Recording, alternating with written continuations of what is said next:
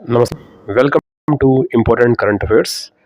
आज के सेशन में हम लोग डिस्कस करेंगे अप्रैल मंथ के कुछ ऐसे करंट अफेयर्स जो आपके आगामी एग्जामिनेशन में हेल्पफुल हो सकते हैं। आज के इस वीडियो में केवल वो करंट अफेयर डिस्कस किए जाएंगे जो एग्ज़ाम में बेहद इंपॉर्टेंट है। अप्रैल मंथ का ही एक करंट अफेयर्स सेशन हम लोग पहले डिस्कस कर चुके हैं, जिसमें 10-12 दिन का करंट अफेयर्स का एमसीक्यू डिस्कस किया था। ये इसका पार्ट 2 है, जिसमें बचे हुए करंट अफेयर्स क्वेश्चन आंसर्स की फॉर्म में देखे जाएंगे। जिन्होंने पहला वीडियो नहीं देखा है वो जाके वीडियो देख सकते हैं, या कवर कर रखा है तो भी आप इसको एज अ रिवीजन के तौर पे देख सकते हैं। तो आज में हम लोग जानेंगे अप्रैल मंथ के अंदर ऐसे कौन कौन से इंपॉर्टेंट न्यूज़ है जो एग्ज़ाम में काफ़ी इंपॉर्टेंट हो सकते हैं। तो आइए बिना देर की शुरुआत करते हैं हम लोग आज के इस सेशन को। और सबसे पहले हम लोग लेंगे कोट ऑफ द डे, क्योंकि अगर आप इंटरनल मोटिवेटेड हैं तो आप कहीं ना कहीं अपने किसी भी जीवन के लक्ष्य को हासिल कर सकते हैं। तो आज का मोटिवेशन कोट जो है ये है हार्ड वर्क बीट टैलेंट। कई बार हमको सेल्फ डाउट भी होता है कि पता नहीं ये एग्ज़ाम हम क्वालिफाइंग कर पाएंगे, या कई बार ऐसा भी होता है कि हमें लगता है कि हमारे पास कम IQ है, लेकिन टैलेंट होने के बावजूद भी अगर हम हार्ड वर्कर नहीं हैं तो हम लाइफ में कामयाब नहीं हो सकते।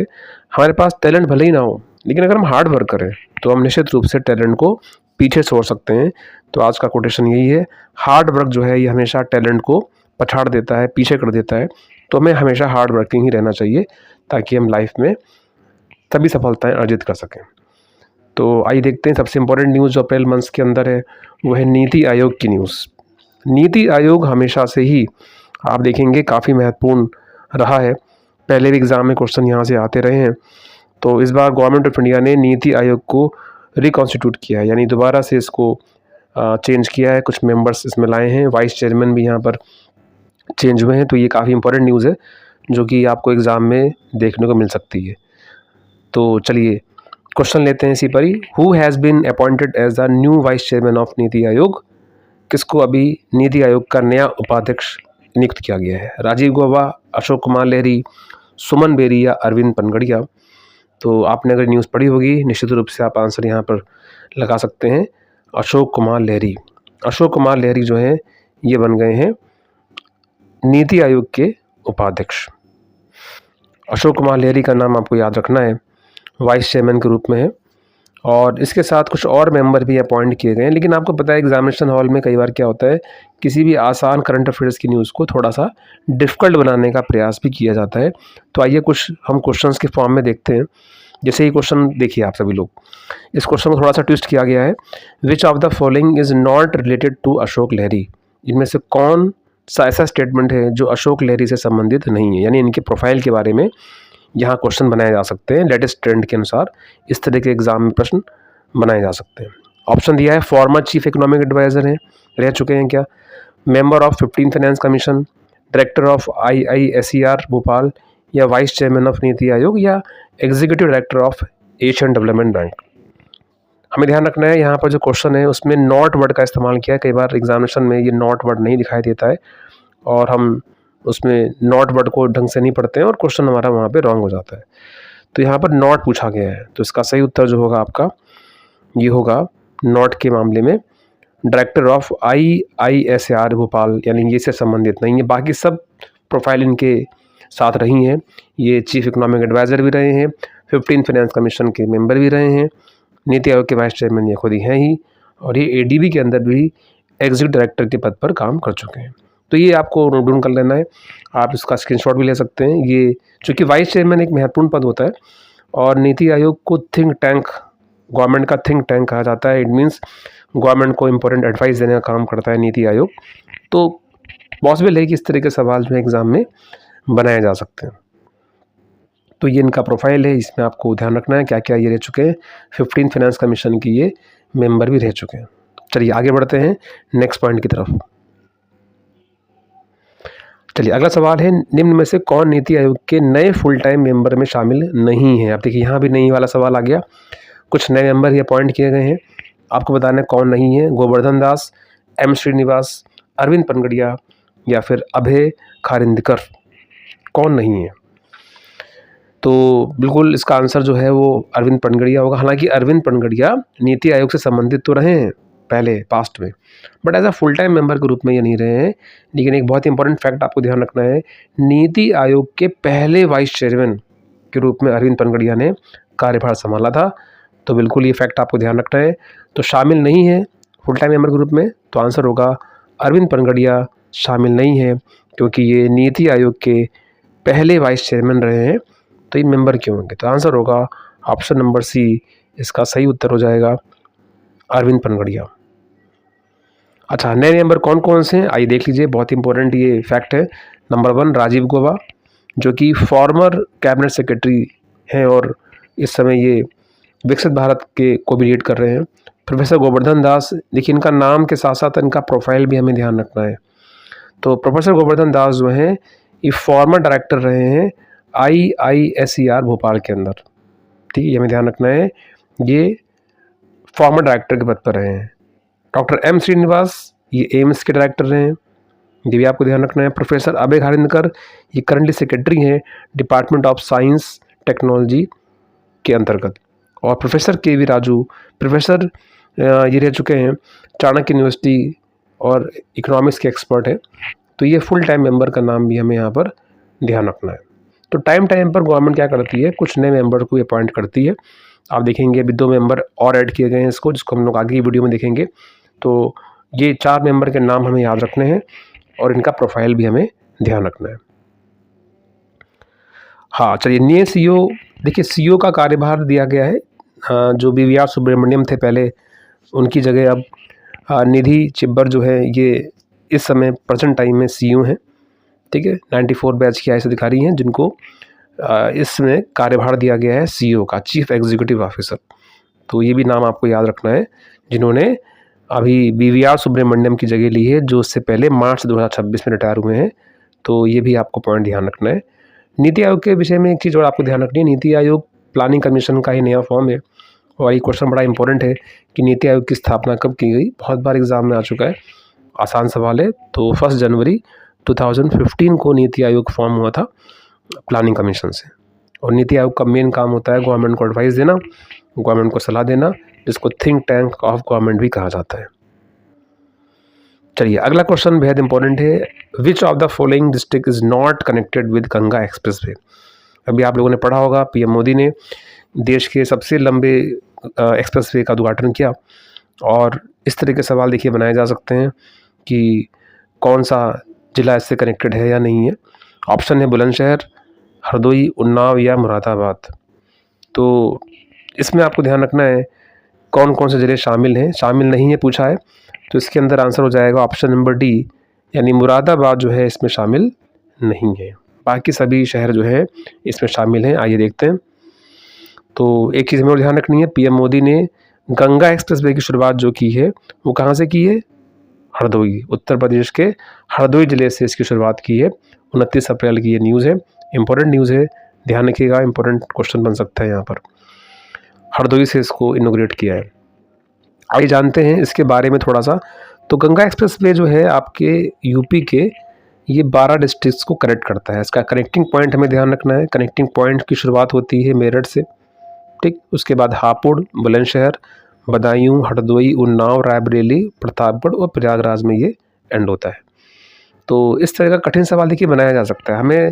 जैसे एक योद्धा होता है जो हर तरह के वेपन्स और हर तरह की टेक्निक का यूज़ करके युद्ध जीतता है, वैसे कम्पिटिटिव एग्ज़ाम के अंदर एज ए स्टूडेंट एक वॉरियर के रूप में होता है, जिसको आसान सवाल और कठिन सवाल दोनों ही तरीके सवाल तैयार करने पड़ सकते हैं, ताकि वो एग्ज़ाम में लीड ले सके और बेहतर मार्क्स के साथ वो लक्ष्य को हासिल कर सके। तो इनके नाम थोड़े से आपको ध्यान रखने हैं। देखिए आपको रटना नहीं है, जब आप एग्ज़ाम में जाएंगे और आपने अच्छे से पढ़ा है तो माइंड स्ट्राइक कर जाता है और ऑप्शन जो है उसको हम सही आंसर लगा सकते हैं। तो गंगा एक्सप्रेसवे में आपको एक चीज़ और ध्यान रखनी है, 594 किलोमीटर का ये एक्सप्रेसवे है, ये भी इम्पोर्टेंट पॉइंट है। और ये कनेक्टिंग पॉइंट भी आपको ध्यान रखने हैं इसके अंदर। और इसका जो ओवरऑल जो एक्सपेंडिचर है वो है 36,230 करोड़ रुपये। और ये टोटल लैंड एक्विजिशन को मिलाकर, भूमि अधिग्रहण को मिलाकर इसकी जो लागत है, एक्सपेंडिचर है, ये भी थोड़ा ध्यान रखना है आपको। और ये 12 डिस्ट्रिक्ट्स को कनेक्ट करेगा। ये सब पॉइंट भी इंपॉर्टेंट है, इनसे भी क्वेश्चन बनाए जा सकते हैं। चलिए आगे बढ़ते हैं। मिशन सक्षम किस संस्था के द्वारा शुरू किया गया है? Mission Saksham has been launch by which institution? SEBI, NABARD, RBI या सेडबी? इस तरह के गवर्नमेंट इनिशिएटिव्स बहुत इंपॉर्टेंट होते हैं एग्जाम में। आजकल इस तरह के सवाल बहुत पूछे जा रहे हैं। तो मिशन सक्षम जो लॉन्च किया गया है, इसका सही उत्तर होगा सी, रिजर्व बैंक ऑफ इंडिया का ये इनिशिएटिव है और ये काफ़ी इंपॉर्टेंट क्वेश्चन है। आइए देखते हैं क्या है मिशन सक्षम। मिशन सक्षम ये न्यूज़ आपकी 29 अप्रैल की है और ये अर्बन कोऑपरेटिव बैंक्स जो होते हैं हमारे सहकारी बैंक्स, इनकी कंडीशंस को इम्प्रूव करने के लिए, इनकी जो एम्प्लॉयज़ हैं उनको ट्रेन करने के लिए ये मिशन शुरू किया गया है, मिशन सक्षम। अगला सवाल देखिए, मिशन सक्षम किस सेक्टर से संबंधित है? क्वेश्चन ऐसे भी आ सकता है, लॉन्च किसने किया?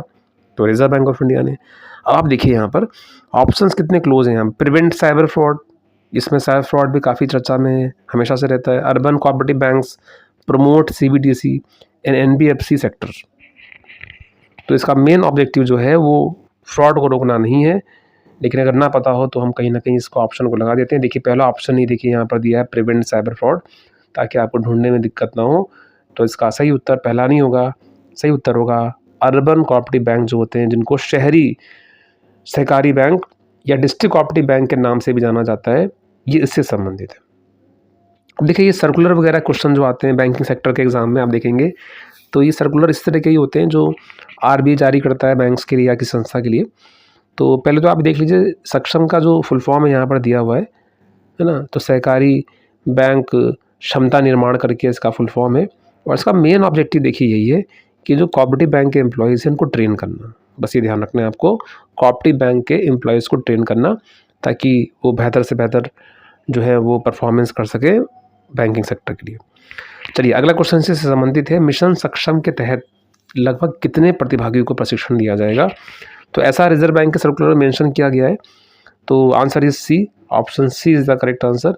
1.4 लाख जो एम्प्लॉयज़ हैं इनको ट्रेन किया जाएगा मिशन सक्षम। अच्छा यहाँ पर एक पॉइंट और आपको ध्यान रखना है, जितने भी गवर्नमेंट एम्प्लॉयज़ होते हैं चाहे वो बैंक के हों ना भी हों, उनको भी ट्रेन करने की एक योजना सरकार की है, जिसको हम लोग बोलते हैं मिशन कर्मयोगी। जी हाँ, मिशन कर्मयोगी जो है गवर्नमेंट की एक स्कीम है जिसमें गवर्नमेंट एम्प्लॉयज़ को ट्रेन करने की योजना होती है। तो आजकल एग्ज़ाम में योजनाओं से भी खूब क्वेश्चन पूछे जाते हैं। तो आगे किसी दिन गवर्नमेंट स्कीम का भी हम लोग सेक्शन लेंगे। फिलहाल ध्यान रखना है मिशन सक्षम, तो आंसर होगा कोऑपरेटिव बैंक, और मिशन कर्मयोगी तो होगा गवर्नमेंट एम्प्लॉयज़ को ट्रेन करने के लिए। देखिए वीडियो थोड़ा लंबा हो सकता है, तो आप जो है इसको, क्योंकि कुछ महत्वपूर्ण फैक्ट्स में डाले जा रहे हैं इंपॉर्टेंट क्वेश्चन, तो आप इसको स्पीड आगे करके भी देख सकते हैं, ताकि सभी चीज़ें आपको आसानी से जो है वो याद हो जाएं और एग्ज़ाम में आपको हेल्प मिल पाए। चलिए आगे बढ़ते हैं नेक्स्ट क्वेश्चन की तरफ। तो ये हो गया 1.4 लाख पार्टिसिपेट करेंगे इसके अंदर। चलिए ये भी काफ़ी महत्वपूर्ण सवाल है। अप्रैल के महीने में नए डिस्ट्रिक्ट्स क्रिएट करने की बात कही गई थी। हालांकि ये बात तो पहले की गई थी, फाइनली इसको बना लिया गया जिला। पहले सूचना ये थी कि लद्दाख में कुछ नए ज़िले बनेंगे। तो कितने ज़िले बनाए गए ये क्वेश्चन पूछा जा रहा है, 3, 4, 5 या 6। तो कुल कितने ज़िले बनाए गए हैं?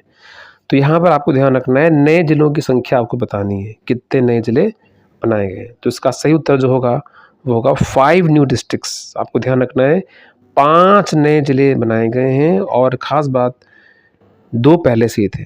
तो 5 2 बनकर हो गए आपके 7 ज़िले आपके हो गए 7 डिस्ट्रिक्ट्स। थोड़ा ध्यान रखना है आपको कि 5 नए डिस्ट्रिक्ट कौन कौन है, ये भी सवाल देखिए पूछ सकता है एग्जाम में। देखिए अगला सवाल इसी से संबंधित है।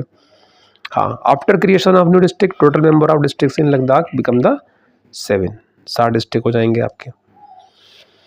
ठीक, ये 7 डिस्ट्रिक्ट कौन कौन है आइए देख लेते हैं। नुब्रा है, ठीक, एक नुब्रा डिस्ट्रिक्ट हो गया है, चांगतांग डिस्ट्रिक्ट हो गया है, शाम, जास्कर और द्रास। ठीक, ये आपके 7 डिस्ट्रिक्ट हो गए यहाँ पर। इनके नाम थोड़े से हमें ध्यान रखने हैं। देखिए अगला सवाल आ गया, विच of the following is not newly created district of Ladakh? कौन डिस्ट्रिक्ट नया नहीं है इसमें? ऐसे इस तरह का सवाल देखिए पूछ सकता है। तो बिल्कुल इसका बहुत इजी आंसर है, श्रीनगर इसमें शामिल नहीं है। तो आंसर हो जाएगा डी, श्रीनगर जो है इसका पार्ट नहीं है, नया जिला नहीं है। अब देखिए क्वेश्चन कैसे घुमा सकता है यहाँ पर, Nubra district has been carved out from the which district? किस तरह से अलग किया गया है? कारगिल से, लेह से, जम्मू से, द्रास से? इस तरह से भी क्वेश्चन बनाया जा सकता है। क्या क्वेश्चन ऐसा आ सकता है, जास्कर और द्रास किस जिले से काट के बनाए गए हैं? ऐसा भी क्वेश्चन आ सकता है। तो ये भी हमें ध्यान रखना है, नए डिस्ट्रिक्ट कहाँ से क्रिएट किए गए हैं। देखिए इसका आंसर आप नोट कर लीजिए। द्रास जो है, देखिए द्रास, ठीक है, और जास्कर ये कारगिल जिले का हिस्सा था। द्रास और जास्कर कारगिल से निकले हैं। कारगिल और लेह यही आपके जिले थे। तो द्रास और जास्कर कहाँ से हैं? कारगिल से हैं। ठीक। दूसरा, नए 3 जिले जो बनाए गए हैं, ठीक है, नुब्रा, शाम, चांगथांग, ये लेह से बनाए गए हैं। ठीक, लेह से बनाए गए। तो लेह से बने हैं 3 डिस्ट्रिक्ट। कौन कौन से? नुब्रा, शाम, चांगथांग और द्रास जो है आपका जास्कर कारगिल का हिस्सा है। चलिए आगे बढ़ते हैं जल्दी से नेक्स्ट क्वेश्चन की तरफ। अच्छा, ये जो घोषणा की है ये वहाँ के जो एलजी हैं उन्होंने की है। उनका नाम भी याद रखना है, विनय कुमार सक्सेना। इस समय यहाँ के लद्दाख के एलजी हैं और लद्दाख इस समय यूटी की पोजीशन रखता है, यानी केंद्र शासित प्रदेश है। तो इनका नाम भी हमें ध्यान रखना है, विनय कुमार सक्सेना। चलिए, बहुत ही महत्वपूर्ण सवाल है। रामसर साइट से क्वेश्चन अक्सर एग्जाम में देखने को मिलते हैं। Which of the following has recently been declared as a new Ramsar site? अभी हाल में किसको रामसर साइट डिक्लेयर किया गया है? नवाबगंज, पक्षी विहार, समन, शेखा या सूर सरोवर झील? तो यूपी से जुड़ी हुई एक न्यूज़ है। आई थिंक आप सभी लोगों ने जरूर पढ़ा होगा, सभी लोग इसका आंसर जानते होंगे। बेहद आसान और महत्वपूर्ण सवाल। तो यहाँ पर आंसर होगा शेखा झील। शेखा झील जो है अभी रामसर साइट में कन्वर्ट हो गया है, तो ये भी आपको ध्यान रखना है। शेखा झील कहाँ पे स्थित है ना? ऐसा भी क्वेश्चन पूछ सकता है। सभी लोग इसका आंसर जानते हैं। ये रामसर साइट होती क्या है, ये भी आपको ध्यान रखना है। तो रामसर साइट्स का संबंध है वेटलैंड से। वेटलैंड वो एरिया होते हैं जहाँ पर बहुत सारे एनिमल या पशु पक्षी का आवास स्थल होता है, जिनको आर्द्र भूमि भी कहते हैं। इनको बचाने के लिए एक सम्मेलन हुआ था ईरान के रामसर में, तो इसका नाम ही पड़ गया रामसर साइट, रामसर लिस्ट। तो न्यू रामसर साइट्स आपको ध्यान रखना है। देखिए, पुराने रामसर साइट बहुत ज़्यादा नहीं पूछता है, नए रामसर साइट ज़्यादा पूछता है। और कुल कितनी संख्या हो गई ये भी सवाल देखिए पूछ सकता है एग्जाम में। तो ये जो रामसर साइट अभी ऐड हुई है शेखा झील वाली, ये आपकी 99 नंबर की रामसर साइट है। यानी भारत में 99 ऐसी रामसर साइट हो गई हैं, इनका नाम आपको याद रखना है। और ये घोषणा की भूपेंद्र यादव, इस समय हमारे देश के पर्यावरण मंत्री हैं। ठीक है। शेखा झील कहाँ पर है? शेखा झील आपकी अलीगढ़ में स्थित है। शेखा झील यूपी के अलीगढ़ में स्थित है। आइए कुछ फैक्ट यहाँ पर देख लेते हैं। टोटल रामसर साइट हो गई हैं इंडिया में कितनी? 99। ठीक, आगे बढ़ सकती हैं। और टॉप स्टेट कौन सा है? सबसे ज़्यादा रामसर साइट कहाँ पर है? तमिलनाडु में है, 20। सेकंड हाईएस्ट उत्तर प्रदेश, 1 जुड़ जाएगा, 11 से 12 हो जाएगा। स्टैटिक जीके भी बहुत महत्वपूर्ण क्वेश्चन बनाता है। लार्जेस्ट रामसर साइट, सबसे बड़ा रामसर साइट आपका कौन सा है? सुंदरबन वेटलैंड, पश्चिम बंगाल, जो अभी काफ़ी न्यूज़ में भी चल रहा है इलेक्शन के बाद। तो सुंदरबन डेल्टा आपका पश्चिम बंगाल में है। और सबसे छोटा रामसर साइट जो है आपका रेणुका वेटलैंड हिमाचल प्रदेश में है। ये क्वेश्चन भी इंपॉर्टेंट है, पूछा गया है। पहला रामसर साइट भी इंपॉर्टेंट है। देखिए, पहला रामसर साइट था चिल्का लेक और केवलादेव नेशनल पार्क राजस्थान में स्थित है। ये देश के पहले रामसर साइट्स हैं। तो ये काफ़ी महत्वपूर्ण फैक्ट है, हमें ध्यान रखना है। रामसर साइट्स में नई एंट्री हुई है शेखा झील की। अच्छा, एक बहुत ही महत्वपूर्ण सवाल, इसको ज़रा पढ़ लीजिएगा। जो स्टूडेंट पहली बार जुड़े हैं वो इसको जरूर देख लें कि रामसर साइट्स का एग्रीमेंट जो साइन हुआ था, कब साइन हुआ था? 1971 में साइन हुआ था, 2 फरवरी को साइन हुआ था। और इसीलिए 2 फरवरी को हम लोग क्या मनाते हैं? वेटलैंड डे मनाते हैं। क्वेश्चन पूछा जाता है कि इंटरनेशनल वेटलैंड डे कब मनाया जाता है? 2 फरवरी को, क्योंकि इसी दिन ये एग्रीमेंट, ये कन्वेंशन साइन हुआ था। ठीक। और इसका मेन पर्पस क्या है? वेटलैंड को बचाना, ताकि इन्वायरमेंट हमारा और बेहतर बन सके। तो ये सब चीज़ें आपको ध्यान रखनी है। 2 फरवरी 1971 को साइन हुआ, बट इफेक्टिव कब हुआ? 75 में ये लागू होता है, बट 71 में ये एग्रीमेंट साइन होता है। शेखा झील, ठीक है, नया रामसर साइट। चलिए आगे बढ़ते हैं नेक्स्ट क्वेश्चन की तरफ। Google cloud India AI hub science tech का सवाल है और इस तरह के सवाल पूछे जाते हैं। कहाँ पे इसकी स्थापना की गई है? हैदराबाद, बेंगलुरु, विशाखापट्टनम या चेन्नई? ठीक, ये क्वेश्चन देखिए पूछ सकता है एग्जाम में। तो अभी केंद्रीय मंत्री अश्विनी वैष्णव ने और ये उद्घाटन किया है गूगल का क्लाउड एआई हब विशाखापट्टनम। तो इसका सही उत्तर जो हो जाएगा आपका, वो जाएगा विशाखापट्टनम में गूगल क्लाउड इंडिया का एआई हब इंट्रोड्यूस किया गया है। इसकी खास बात है, देखिए इसकी खास बात ये है, आगे देखते हैं हम लोग। इस एआई हब की सबसे खास बात ये है, जैसे आप देखेंगे Google Claude AI hub regarded Asia India's largest single project. किस मामले में ये सबसे बड़ा प्रोजेक्ट है? रेलवे में, पब्लिक प्राइवेट पार्टनरशिप के अंदर, एफडीआई के मामले में, डिफेंस के मामले में। तो सिंगल परियोजना की अगर बात की जाए तो ये आपका एफडीआई के मामले में एक बड़ा इन्वेस्टमेंट है गूगल का। अमेरिका के बाद आप देखेंगे तो इंडिया में इसका सबसे बड़ा ये इन्वेस्टमेंट अभी तक का है, तो ये फैक्ट भी हमें ध्यान रखना है। ठीक, अच्छा यहाँ पर अमाउंट भी आपको ध्यान रखना है, 15 बिलियन का ये जो है इन्वेस्टमेंट है विशाखापट्टनम के अंदर, 15 बिलियन। कई बार अमाउंट भी एग्जाम में क्वेश्चन पूछ देता है। तो विशाखापट्टनम में गूगल ने अपना एआई हब जो है इंट्रोड्यूस किया है। चलिए इसी पर अगला सवाल देखते हैं, which Indian ministers laid the foundation stone of this project, किसने आधारशिला रखी है? तो आंसर होगा यहाँ पर अश्विनी वैष्णव, जो कि आईटी मिनिस्टर भी हैं और रेल मंत्री भी हैं। अश्विनी वैष्णव, ऑप्शन बी आंसर हो जाएगा। अच्छा सवाल, the project is manage by which Google subsidiary, ना किसके द्वारा आप मैनेज की जाएगी? Google India, radian infotech India private limited, alphabet cloud India या गूगल इंफ्रा लिमिटेड? तो इसका आंसर आपने ध्यान रखना है। ये देखिए इसका आंसर होगा radian infotech India private limited. ये भी हमें थोड़ा सा याद रखना है। इसमें कोलैबोरेशन जो है वो होगा अडानी कोनिक्स का, joint venture between the Adani enterprise and एज कोनिक्स का, और नेक्स्ट्रा एयरटेल। ये भी हमें पॉइंट ध्यान रखने हैं, कई बार इस तरह के सवाल पूछ लेता है एग्जाम में। ठीक, तो ये थोड़ा ध्यान रखना है आपको। तो गूगल की सब्सिडरी कंपनी जो है इसको मैनेज करेगी, इसका नाम है रेडियन इन्फोटेक, और इसके साथ कोलैबोरेशन है एक एयरटेल का और एक अडानी का। चलिए आगे बढ़ते हैं नेक्स्ट पॉइंट की तरफ। अप्रैल 2026 में भारत की पहली वाणिज्यिक सी प्लेन सेवा किस कंपनी के द्वारा शुरू की गई? इंडियाज़ फर्स्ट की न्यूज़ हमेशा महत्वपूर्ण होती है, आ सकता है एग्जाम में। Indigo, sky Hop aviation, spice jet या एयर इंडिया एक्सप्रेस? ठीक है, सी प्लेन टूरिज्म के लिए काफ़ी इंपॉर्टेंट माना जाता है, तो ये जो आंसर है इसका वो है sky Hop aviation. Sky Hop aviation जो है इसने रिसेंटली इंडिया में पहली सी प्लेन सर्विस को लॉन्च की है, जिसकी मंजूरी दी है किसने? डीजीसीए। यस, डीजीसीए क्या है? इंडिया में सिविल एविएशन का रेगुलेटरी बॉडी है, जिसका फुल फॉर्म है directorate general of civil aviation, जिसने स्काई हॉप एविएशन को ये मंजूरी प्रदान की है। चलिए आगे बढ़ते हैं। तो सी प्लेन जैसा आप देख रहे हैं कि ये टूरिज़्म के इंक्रीजमेंट के लिए भी काफ़ी महत्वपूर्ण साबित होगा, और इसकी मंजूरी दे दी गई है। इनिशियल तौर पे इसको लक्षद्वीप के अंदर जो है फर्स्ट कॉमर्शियल सी प्लेन सर्विस है जिसको इंट्रोड्यूस किया जाएगा लक्षद्वीप के अंदर, जिसको एनओसी यहाँ पर दे दी गई है, मंजूरी यहाँ पर मिल गई है। कंपनी का नाम सी होप एविएशन कंपनी है। ये कंपनी गुड़गांव में स्थित है, हरियाणा में इसका हेडक्वार्टर है। ठीक है, ध्यान रखना है, हमें कंपनी का नाम याद रखना है, और ये पहली सी प्लेन कॉमर्शियल सी प्लेन लॉन्च करने वाली कंपनी बन गई है। चलिए अगला सवाल देखते हैं, काफ़ी महत्वपूर्ण सवाल है। Jordan joins India lead global initiative. अभी हाल में जॉर्डन कंट्री ने भारत के इनिशिएटिव्स में पार्टिसिपेट किया है।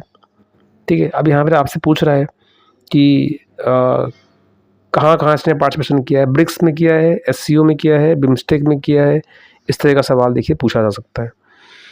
तो यहाँ पर हमें ध्यान रखना है, जॉर्डन जो है वो 3 ऑर्गेनाइजेशन के अंदर एंटर किया है, और तीनों ऑर्गेनाइजेशन जो हैं भारत के द्वारा इनिशिएट किए गए हैं। कौन कौन से आइए देखते हैं। देखिए सबसे पहले हमें ध्यान रखना है ISA, जिसका फुल फॉर्म है international solar alliance, international solar alliance ISA। दूसरा क्या हो गया? CDR क्या है? Coalition of disaster resilient infrastructure, ये भी इंडिया ने स्टार्ट किया था। और दूसरा है GBA यानी global biofuel alliance, global biofuel alliance. इन तीनों में कौन सा कंट्री शामिल हुआ है? तो आंसर लगाएंगे आप जॉर्डन, जिसका लीडरशिप यहाँ पर लीड कर रहा है भारत। 3 चीज़ों का फुल फॉर्म आपको ध्यान रखना है, CDRI, ISA और GBA। इन तीनों का नया मेंबर बना है जॉर्डन कंट्री। भारत जॉर्डन के बीच राजनयिक संबंध के कितने वर्ष पूरे हुए हैं? डिप्लोमेटिक रिलेशंस के कितने वर्ष पूरे हुए हैं? 50, 60, 75, 100? इस तरह के सवाल भी देखने को मिलते हैं। तो 75 साल कंप्लीट किए हैं जॉर्डन और इंडिया ने, और ये भी हमें ध्यान रखना है, जॉर्डन और इंडिया के बीच 75 ईयर यहाँ पर कंप्लीट हुए।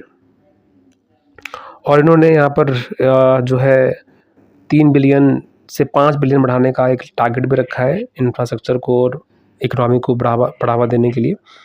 ठीक है, तो ये हमें ध्यान रखना है यहाँ पर। 75 साल पूरा। क्वेश्चन ऐसे भी आ सकता है कि अभी हाल में भारत ने किस कंट्री के साथ 75 ईयर डिप्लोमेटिक रिलेशंस के पूरे किए हैं? तो जॉर्डन। आइए देखते हैं जॉर्डन की। देखिए, जब भी हम कोई न्यूज़ पढ़ते हैं इंटरनेशनल अफेयर्स में और हम उसका मैप भी देख लेते हैं, तो पॉसिबिलिटी होती है कि वो न्यूज़ हमारे माइंड में कहीं न कहीं सेव हो जाती है।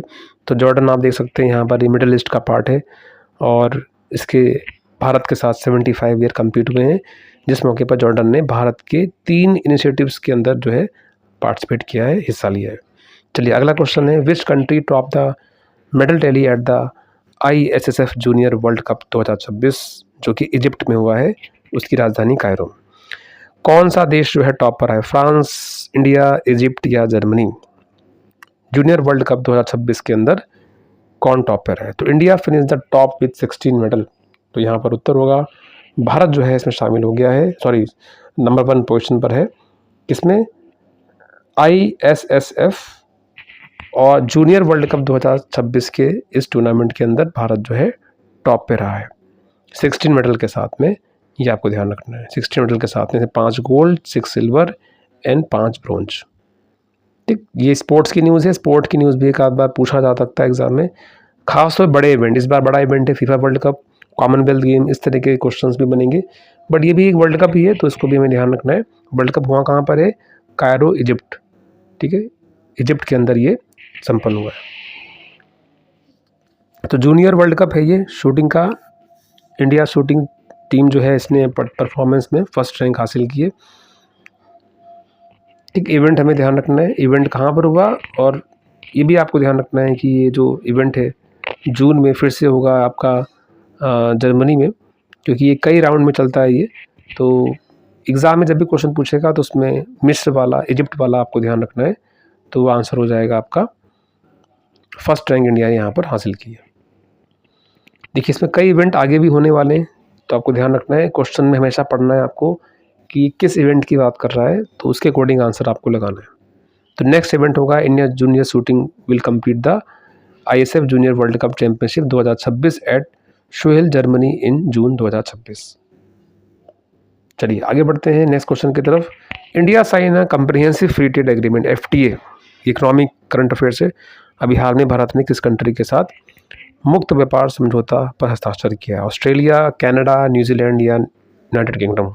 ये भी काफ़ी इंपॉर्टेंट न्यूज़ है, ज़रूर आपने पढ़ी होगी। तो इसका सही उत्तर हो जाएगा अभी हाल में ही न्यूजीलैंड, इसका उत्तर हो जाएगा न्यूजीलैंड। ऐतिहासिक डील यहाँ पर साइन हुई है, तो यहाँ पर आप आंसर लगा सकते हैं न्यूजीलैंड। आइए देखते हैं, क्वेश्चन देख लेते हैं पहले। New Zealand under the FTA New Zealand eliminated tariff on how much of India export, कितने % शुल्क समाप्त किया? FTA का मतलब ही होता है फ्री ट्रेड एग्रीमेंट, जहाँ पर दोनों देश आपस में मिलकर अपने टैरिफ वगैरह को बहुत कम करते हैं या घटा भी देते हैं, 0% भी कर देते हैं। तो यहाँ पर आपको बताना है कितने % शुल्क समाप्त किया गया है, 50, 75, 90 या 100? तो ये 100% उन्होंने टैरिफ समाप्त कर दिया है। तो ये काफ़ी इंपॉर्टेंट न्यूज़ है। India New Zealand sign the free trade agreement, जहाँ पर 100% ड्यूटी फ्री एक्सेस किया गया है। और यही नहीं, $20 बिलियन का इन्वेस्टमेंट भी यहाँ पर कमिटमेंट किया है न्यूजीलैंड ने।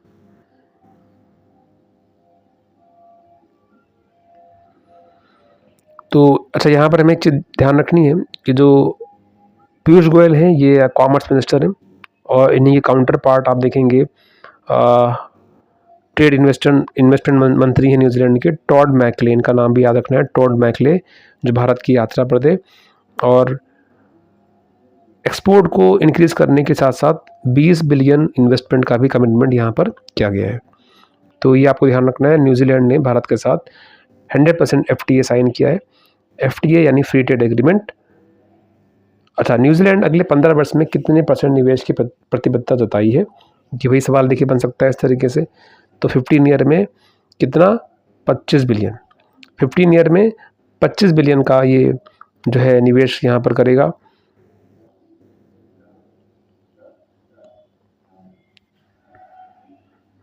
देखिए, यहाँ पर हमें ध्यान रखना है कि जो क्वेश्चन है उसके अंदर आपको जो ध्यान रखना है ऑप्शंस में 20 बिलियन है, तो ये आपका 20 बिलियन ही आंसर होगा। ठीक है, इसको 25 बिलियन हटा दीजिएगा, 25 बिलियन नहीं होगा, क्योंकि 20 बिलियन का ही कमिटमेंट किया गया है। तो 20 बिलियन आपको यहाँ पर आंसर टिक करना है। तो ये टाइपिंग एरर है, तो 20 बिलियन आपको यहाँ पर आंसर लगा के चलना है as per the PIB sources. देखिए, ऑथेंटिक सोर्स हमेशा क्या होते हैं? जो ऑफिशियल सोर्स होते हैं, जैसे न्यूज़पेपर की वेबसाइट। पीआईबी की साइट को आप ज़रूर शामिल करिए। ये जो कटिंग आप देख रहे हैं ये पीआईबी की साइट से ली गई है, या न्यूज़पेपर की साइट से भी आपको मिल जाएगी, तो उसी को हम लोग ऑथेंटिक मान के चलेंगे। और जनरली पेपर भी आप देखेंगे तो वहीं से लिया जाता है, कुछ न्यूज़पेपर की साइट या फिर गवर्नमेंट की ऑफिशियल वेबसाइट से ही क्वेश्चन बनाए जाते हैं। चलिए आगे बढ़ते हैं नेक्स्ट क्वेश्चन की तरफ।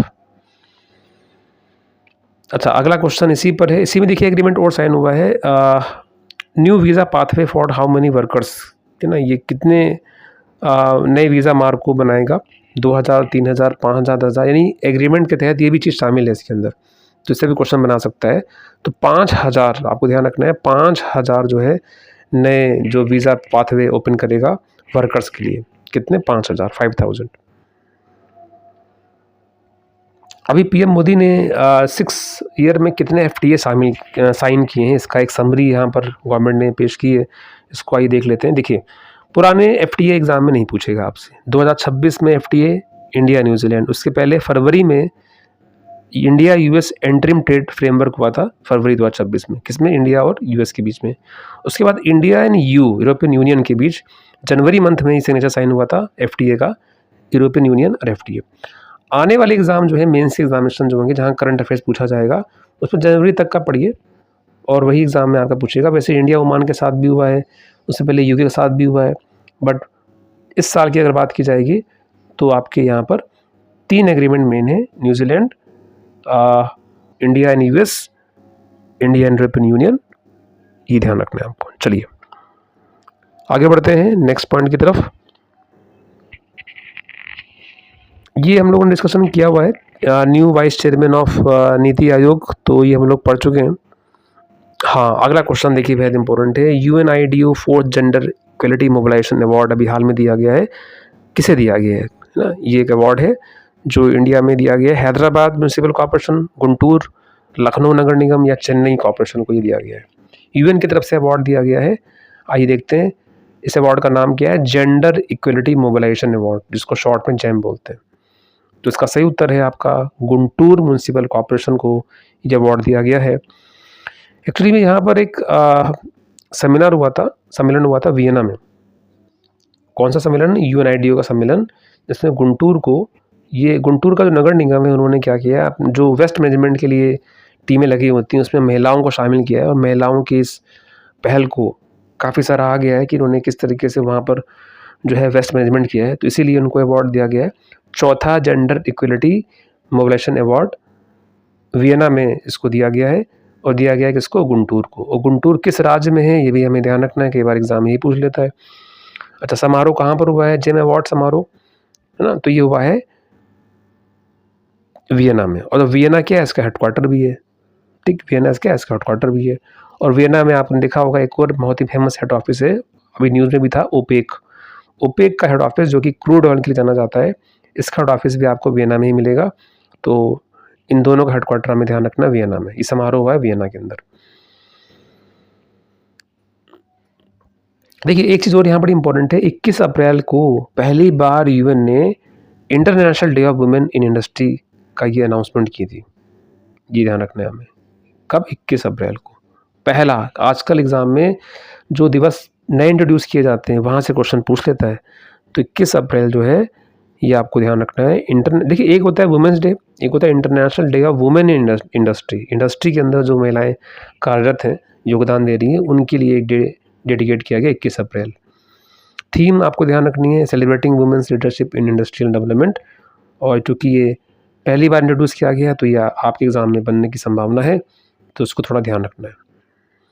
गुंटूर नगर निगम किस राज्य से संबंधित है? तो गुंटूर जो है आपका आंध्र प्रदेश में स्थित है। ठीक है, कई बार स्टेट भी पूछ सकता है, तो आंध्र प्रदेश आंसर लगाना है आपको। यूएनआईडीओ का फुल फॉर्म एक बार जरूर देख लें, United Nations industrial development organization, जिसका हेड ऑफिस है वियना ऑस्ट्रिया में, और जनरल डायरेक्टर है इसमें ग्रीट मुलर। और 1966 में इसकी शुरुआत हुई, 66 में यूएनआईडीओ। यूएन का अवार्ड है, इंडिया को मिला है, इंपॉर्टेंट है, आ सकता है, ध्यान रखना है उसको। चलिए अगले क्वेश्चन पे आते हैं। वित्त मंत्री Sitharaman launch which mission on SEBI foundation day. अभी हाल में सेबी का फाउंडेशन डे था अप्रैल में, तो कौन सा मिशन उन्होंने शुरू किया है? मिशन सतर्क, मिशन जागरूक, मिशन डिजिटल अरेस्ट या मिशन सुरक्षा। इस तरह के इनिशिएटिव से बड़ा कन्फ्यूज़न होता है। तो सेबी के फाउंडेशन डे में क्या शुरू किया गया है? तो मिशन जागरूक हमें ध्यान रखना है। मिशन जागरूक लॉन्च किया है 38वें सेबी फाउंडेशन डे पर। लॉन्च किया किसने? वित्त मंत्री सीतारमण ने इसको इंट्रोड्यूस किया है। क्या है ये मिशन जागरूक? आइए देख लेते हैं। नाम याद रखना है।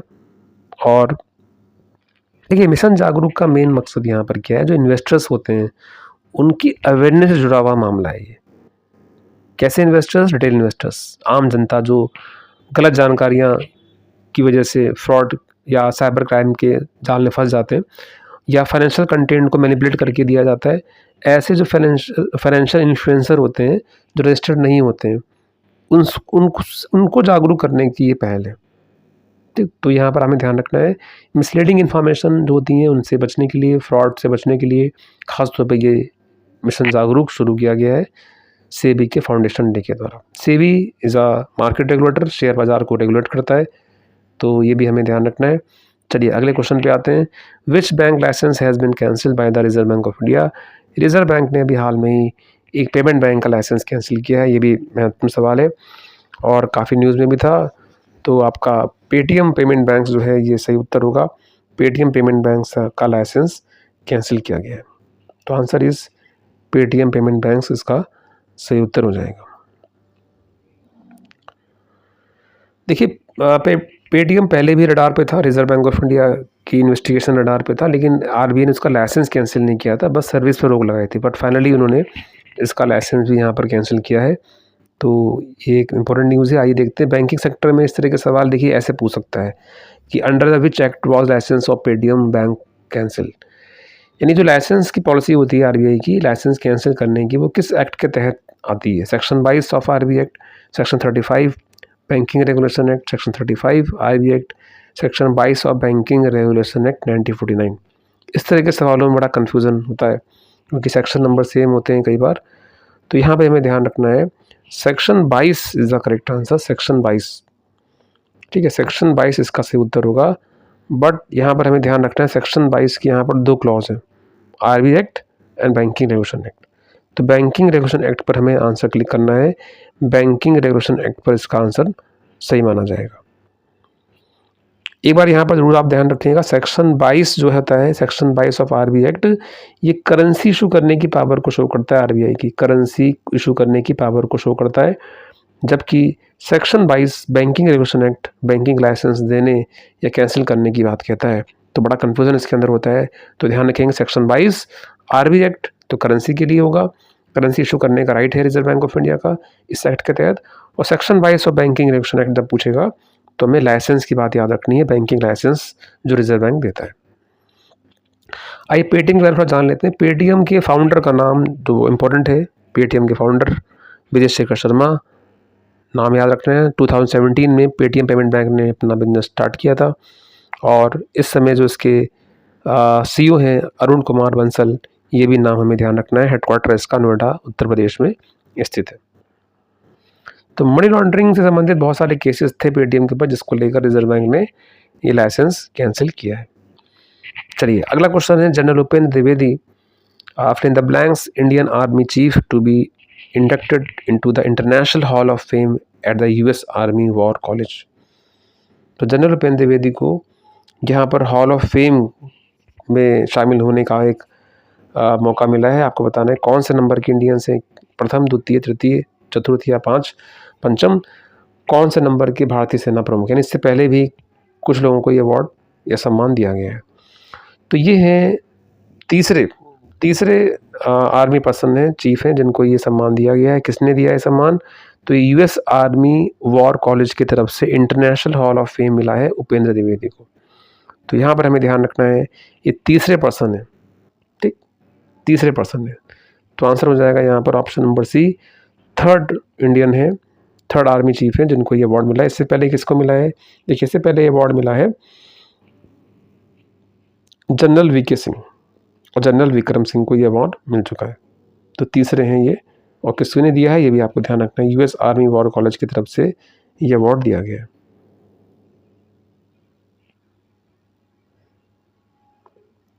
चलिए, यहाँ पर गवर्नमेंट ऑफ इंडिया ने कुछ बैंक्स के जो चीफ हैं, एमडीज़ हैं, सॉरी, जो उनके मैनेजिंग डायरेक्टर हैं, उनके कार्यकाल को बढ़ाया है 3 सालों के लिए।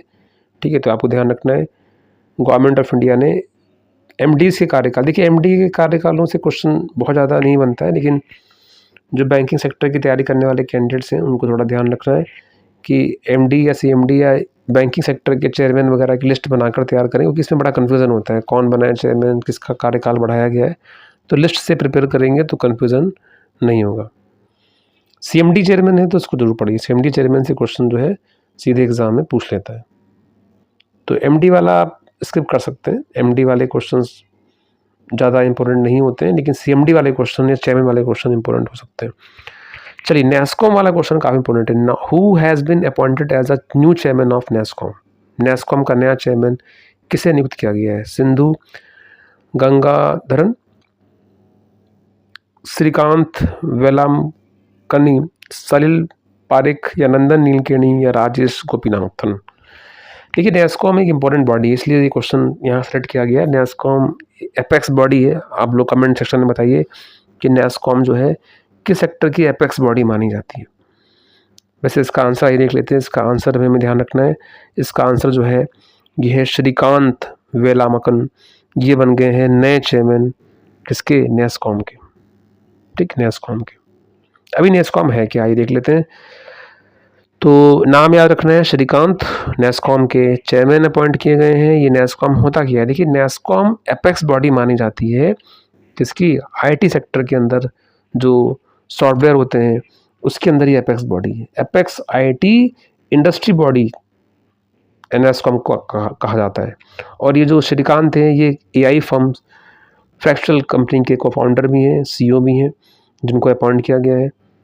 And he succeed Sindhu Gangadharan, इन्होंने सिंधु गंगाधरन की जगह ली है और श्रीकांत बने हैं नेस्कॉम के नए चेयरमैन। नेस्कॉम के बारे में ही जान लेते हैं। नेस्कॉम की फुल फॉर्म, नेस्कॉम की फुल फॉर्म है national association of software and services companies, जिसकी स्थापना 88 में हुई है और ये हेडक्वार्टर इसका नोएडा उत्तर प्रदेश में स्थित है।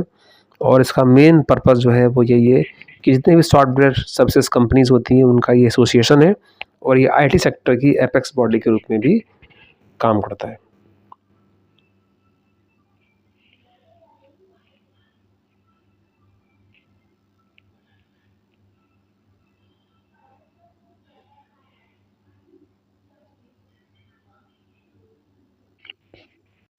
चलिए बढ़ते हैं नेक्स्ट पॉइंट की तरफ। अप्रैल महीने में इंडियन गवर्नमेंट ने और मालदीव के साथ एक करेंसी स्वैप का एक मंजूरी दी है। तो यहाँ पर देखिए, करेंसी स्वैप एग्रीमेंट जो होता है, एक तो हमें ध्यान रखना है ये एग्रीमेंट मालदीव के साथ में भी हुआ है, जिसकी मंजूरी दी गई है 30 बिलियन की। ठीक, मालदीव के साथ। आजकल के एग्ज़ाम में क्या है कि जो हम करंट अफेयर्स पढ़ते हैं उसी से क्वेश्चन फ्रेम कर दिए जाते हैं और पूछा कुछ हो जाता है। अब देखिए, पूछ यहाँ पे क्या रहा है, तो क्वेश्चन ऐसे डिज़ाइन किए गए हैं जैसे कि रिसेंटली एग्ज़ाम में ट्रेंड रहा है। तो इसमें इम्पोर्टेंट इन्फॉर्मेशन क्वेश्चन में ही दे दी गई है। कंट्री का नाम दे दिया गया है और ये अमाउंट दे दिया गया है, और ये करेंसी स्वैप का एक विड्रॉल करने का ये मंजूरी है जो बिहार में दी गई है। अभी पूछा गया है कि इसके अंदर कि किस फ्रेमवर्क के तहत ये मंजूरी दी गई है, यानी नेम ऑफ फ्रेमवर्क, यानी किस सुविधा के तहत ये परमिशन दी गई है।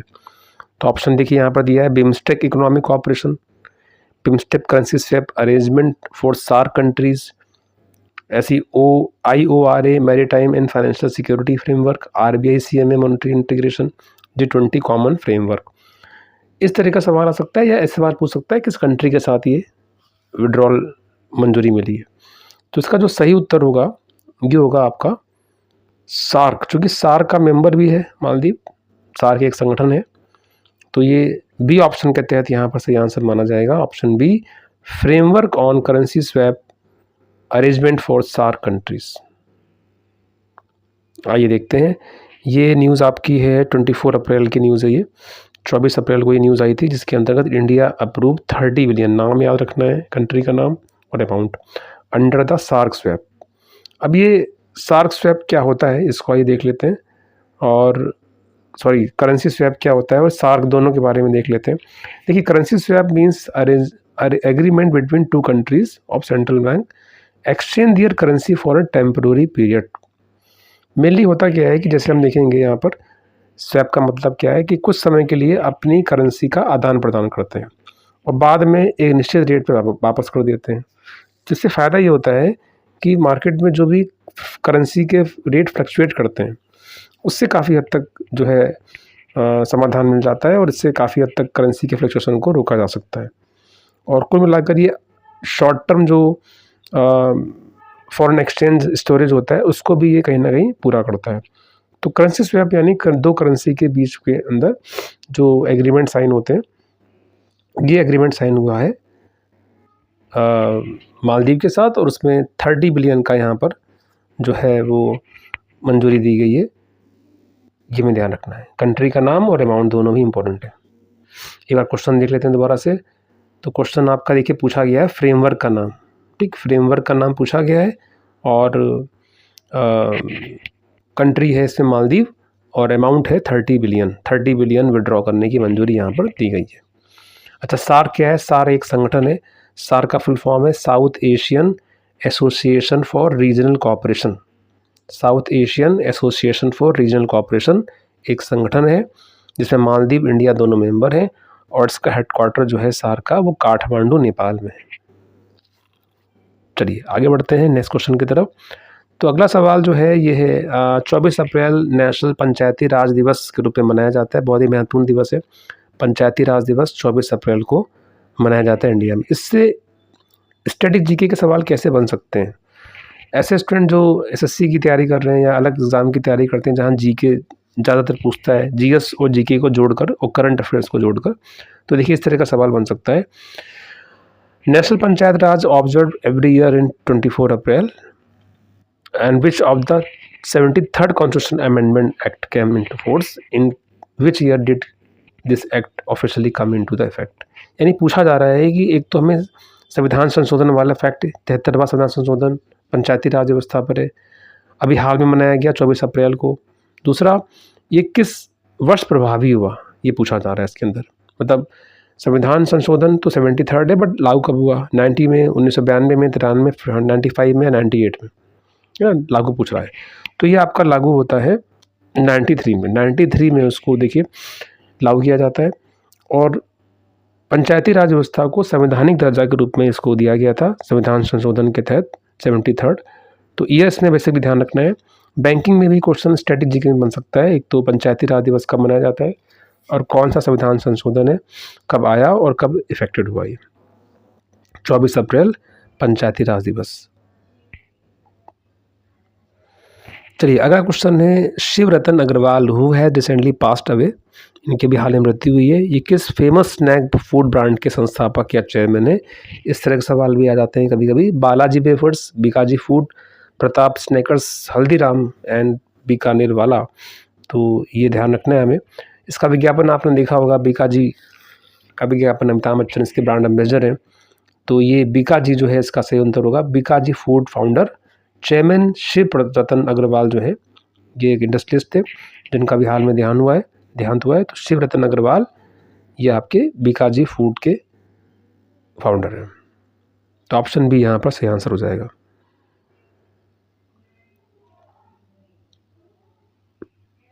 चलिए अगला क्वेश्चन है आरबीआई ने अभी e mandate framework digital payment के लिए लॉन्च किया था। अभी ये न्यूज़ है आपकी 21 अप्रैल के आसपास की न्यूज़ है।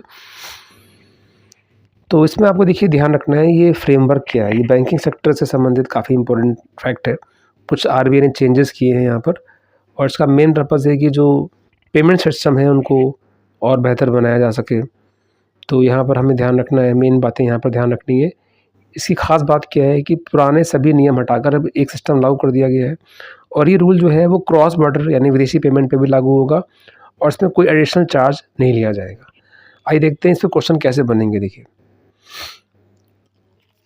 इसमें इंफॉर्मेशन क्या है कि कम से कम पेमेंट के, देखिए अभी क्या रिकरिंग पेमेंट होता है, हर महीने जो पेमेंट हम लोग करते हैं, जैसे बिजली का बिल हो गया या कोई और पेमेंट हो गया, ईएमआई हो गई, तो रिकरिंग पेमेंट्स में अब क्या है 24 घंटे पहले अलर्ट आएगा कि आप इसमें इस पेमेंट को करना चाहते हैं कि नहीं करना चाहते। आप रोक भी सकते हैं इसको, ठीक है, तो कैंसिल भी कर सकते हैं। जो पहले नहीं होता था, 24 घंटे पहले ही सूचना पहले नहीं आती थी, ताकि पेमेंट को और सुविधाजनक बनाया सके। अब ई मैंडेट फ्रेमवर्क से क्वेश्चन कैसे आ सकते हैं? देखिए, पहला क्वेश्चन तो यही है कि who introduce new e mandate framework, किसने लॉन्च किया है? तो निश्चित रूप से ये जो है रिजर्व बैंक ऑफ इंडिया का प्रोजेक्ट है। ई मैंडेट का मतलब हो गया कि पेमेंट देने से पहले आपको कुछ अलर्ट दिए जाएंगे, जिससे आप अपने पेमेंट को सिक्योर बना सकते हैं। देखिए, which payment are covered under the e mandate, किस पर लागू होगा? वन टाइम पेमेंट पर लागू होगा, रेकरिंग पेमेंट पर लागू होगा, कैश पेमेंट पर लागू होगा, या चेक पेमेंट पर लागू होगा? तो रेकरिंग पेमेंट पर लागू होगा। रेकरिंग का मतलब होता है आवर्ती, रिपीटिशन ना, इसी रेकरिंग से बना है आरडी, रेकरिंग डिपॉजिट्स। रेकरिंग मतलब रिपीटिशन ऑफ डिपॉजिट्स। तो रेकरिंग पेमेंट जो होते हैं, जो हर महीने होते हैं, हर एक निश्चित अंतराल पर होते हैं, उन पर लागू होगा। अगला क्वेश्चन देखते हैं, what is the OTP free limit for recurring payment? बिना ओटीपी के रेकरिंग पेमेंट की सीमा क्या है? बिना ओटीपी के रेकरिंग पेमेंट, जहाँ पर ओटीपी की रिक्वायरमेंट नहीं होगी। तो यहाँ पर हमें ध्यान रखना है 15,000, 15,000 रुपये जो है यहाँ पे आंसर होगा, 15,000 रुपये। आरबीआई ने यहाँ पर फ्री लिमिट रेकरिंग पेमेंट की लिमिट लगा रखी है, कितनी? 15,000। 15,000 से ऊपर ओटीपी यहाँ पर कंपल्सन होगा, 15,000 के नीचे यहाँ पर ओटीपी फ्री लिमिट यहाँ पर रिजर्व बैंक ने लगाई है। और यहाँ पर एक चीज़ और ध्यान रखनी है हमें कि यहाँ पर 15,000 से अधिक के लिए तो ओटीपी रिक्वायरमेंट होगा। ओटीपी के साथ साथ यहाँ पर एएफए का जिक्र भी किया गया है, ठीक है। 15,000 से नीचे ओटीपी नहीं होगा, मतलब कंपल्सन, और 15,000 से अधिक के लिए ओटीपी यहाँ पर रिक्वायर्ड होगा। यहाँ पर हमें ध्यान रखना है एएफए क्या है। देखिए, ऑप्शन में भी यहाँ पर एफए यूज़ किया गया है, तो एफए का फुल फॉर्म पूछा जा सकता है। तो एफए जो है यहाँ पर है एडिशनल फैक्टर ऑथेंटिकेशन। जैसे आपने देखा हो कई बार हम लोग जब बैंकिंग ऐप इस्तेमाल करते हैं तो उसमें 2 पिन, 2 सिक्योरिटी आपसे मांगता है, जैसे पिन नंबर हो गया या फिंगर इम्प्रेशन हो गया, तो उसी को बोलते हैं two factor authentication. Two factor authentication जो होता है, ये आपके पेमेंट को और सिक्योर बनाता है। जैसे फेस रिकॉग्निशन हो गया, इसके साथ साथ पिन नंबर हो गया या थंब इम्प्रेशन हो गया, तो इस तरह की चीज़ों को बोलते हैं 2FA, टू फैक्टर ऑथेंटिकेशन, या FA भी बोलते हैं इसको। What is the time for pre debit alert? जैसा अभी आपने देखा था, प्री डेबिट अलर्ट कब आएगा? 1 घंटे पहले, 12 घंटे, 24 घंटे। तो ये 24 घंटे पहले अलर्ट आएगा, इस अलर्ट के अकॉर्डिंग आप पेमेंट को रोक भी सकते हैं। क्या ये अंतर्राष्ट्रीय पेमेंट पर लागू होगा? यस या no? Only for export, only for import? Yes, ये लागू होगा। इंटरनेशनल पेमेंट पे भी ये लागू किया जाएगा। तो कंक्लूजन देखते हैं, ये जो फ्रेमवर्क था बैंकिंग अवेयरनेस के अंदर रिजर्व बैंक ऑफ इंडिया का, इसका देखिए क्या मेन कंक्लूजन क्या है।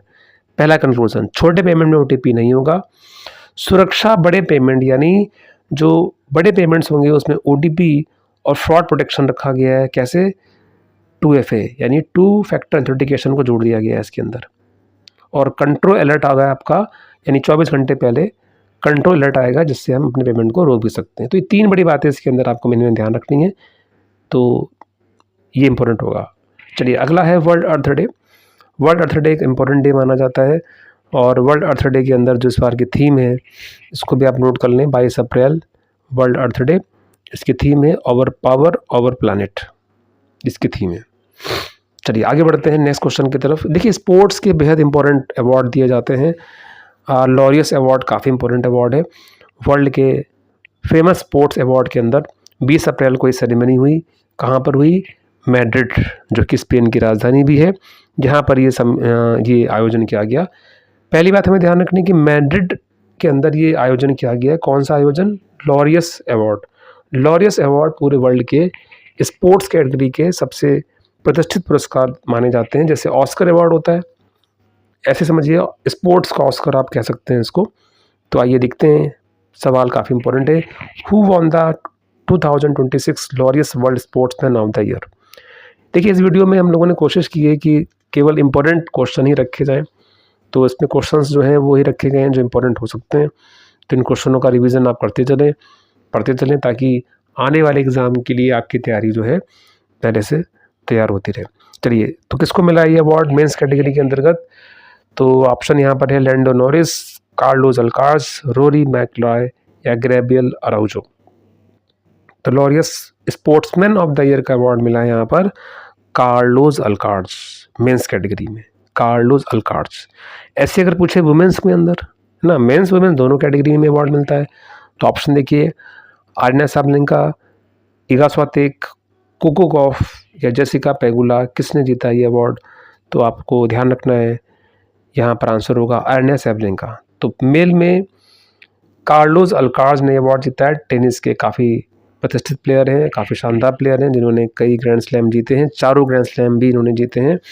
और आर्यना साबलेंका, अच्छा, कार्लोस अल्काराज के पास एक और रिकॉर्ड है, ये सबसे कम उम्र के ग्रैंड स्लैम विनर भी माने जाते हैं। अब तक लॉन टेनिस के इतिहास में सबसे यंगेस्ट ग्रैंड स्लैम विनर भी हैं, और आर्यना साबलेंका जिन्होंने भी कई ग्रैंड स्लैम जीते हैं। तो इन दोनों को ये अवार्ड यहाँ पर दिया गया है मेंस और वुमेंस कैटेगरी के अंदर।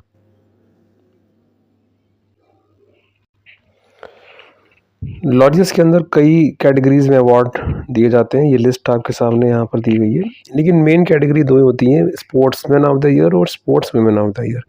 हाँ, इस बार एक काफ़ी प्रेरणादायी या कहते हैं मोटिवेशनल एक अवार्ड भी है, जो आपको कहीं ना कहीं ये चीज़ बताता है कि लाइफ में असंभव कुछ भी नहीं है, सब कुछ पॉसिबल है। और ये आपको यहाँ पर मैसेज देते हैं, Laureus world sports person of the year with disability award Gabriel Araujo को, ये भी हमें ध्यान रखना है। ये एक ऐसे एथलीट हैं जिन्होंने लाइफ के चैलेंजेस को ना फिर एक्सेप्ट किया, बल्कि उन्होंने लाइफ में अचीवमेंट भी हासिल किए।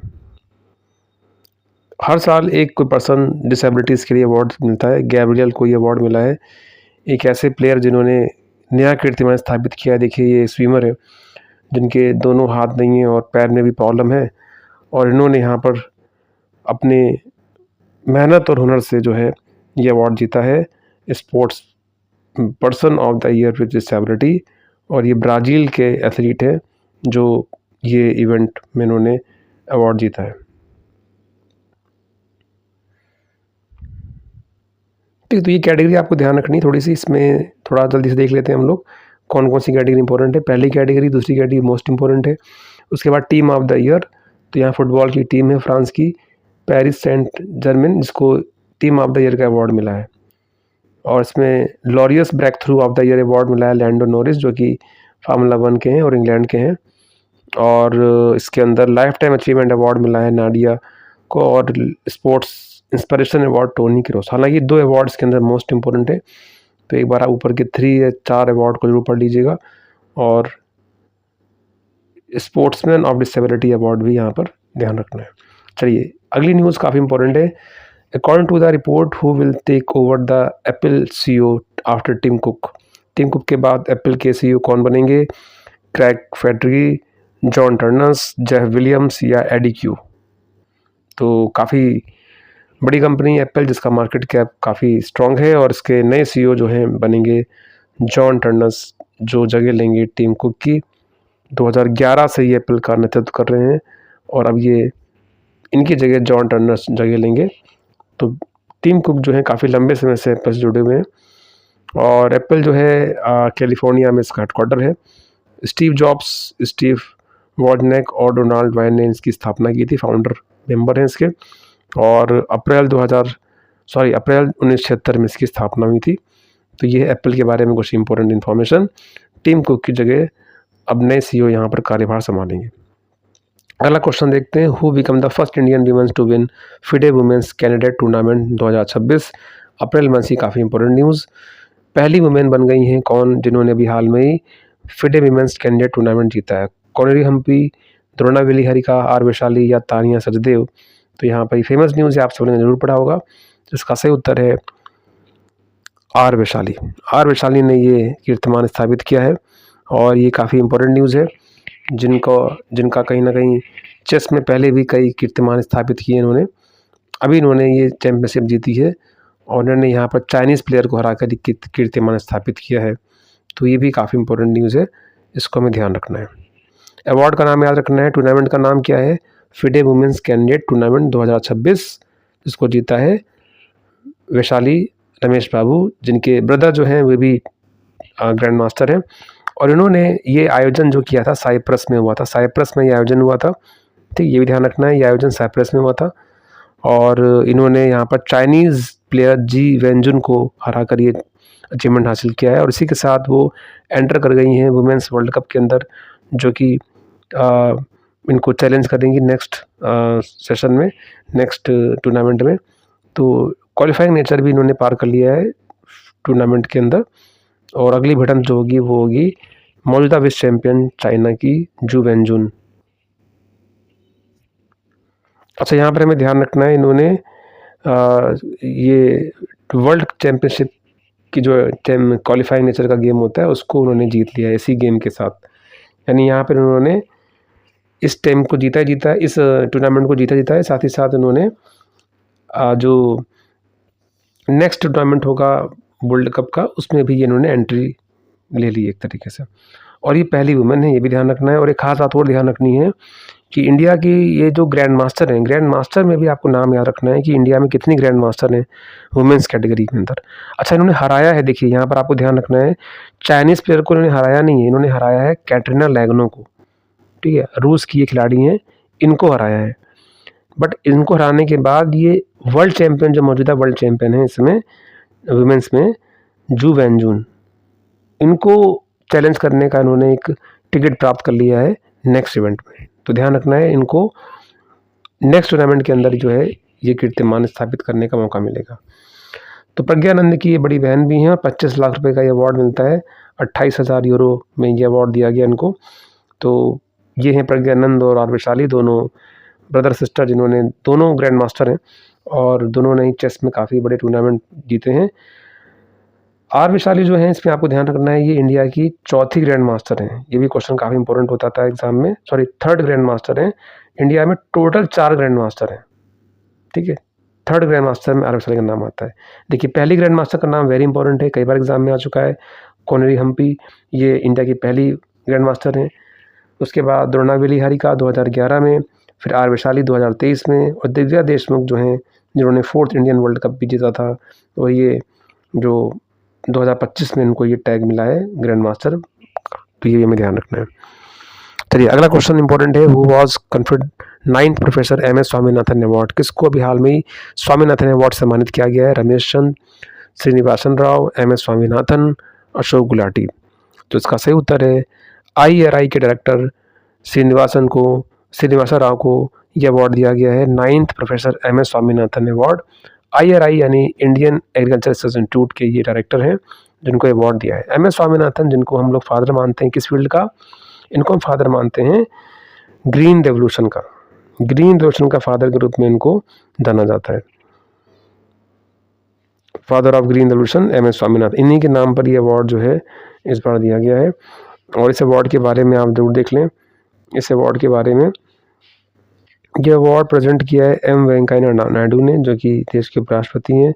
और इस अवार्ड के अंदर 2 लाख रुपए का कैश अवार्ड और एक गोल्ड मेडल दिया जाता है।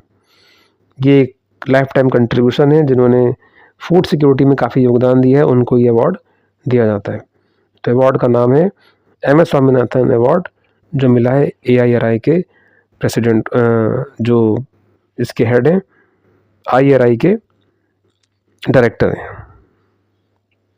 चलिए, अगले सवाल पर आते हैं, नेक्स्ट क्वेश्चन की तरफ।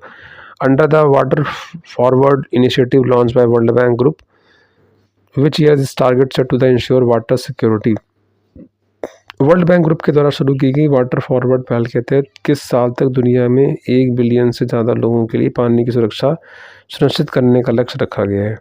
तो इसके 2 पॉइंट इंपॉर्टेंट है। एक तो वाटर फॉरवर्ड किसका प्रोजेक्ट है? वर्ल्ड बैंक ग्रुप का प्रोजेक्ट है। तो इसका टारगेट आपको ध्यान रखना है कि 1 बिलियन ज़्यादा लोगों के लिए पानी की सुरक्षा सुनिश्चित करने का लक्ष्य रखा गया है। कब तक? तो इसका आंसर होगा, इसका आंसर आप नोट कर लीजिए, इसका आंसर होगा यहाँ पर 2030 तक ये इनका टारगेट रखा गया है, 1 बिलियन पीपल 2030 तक का।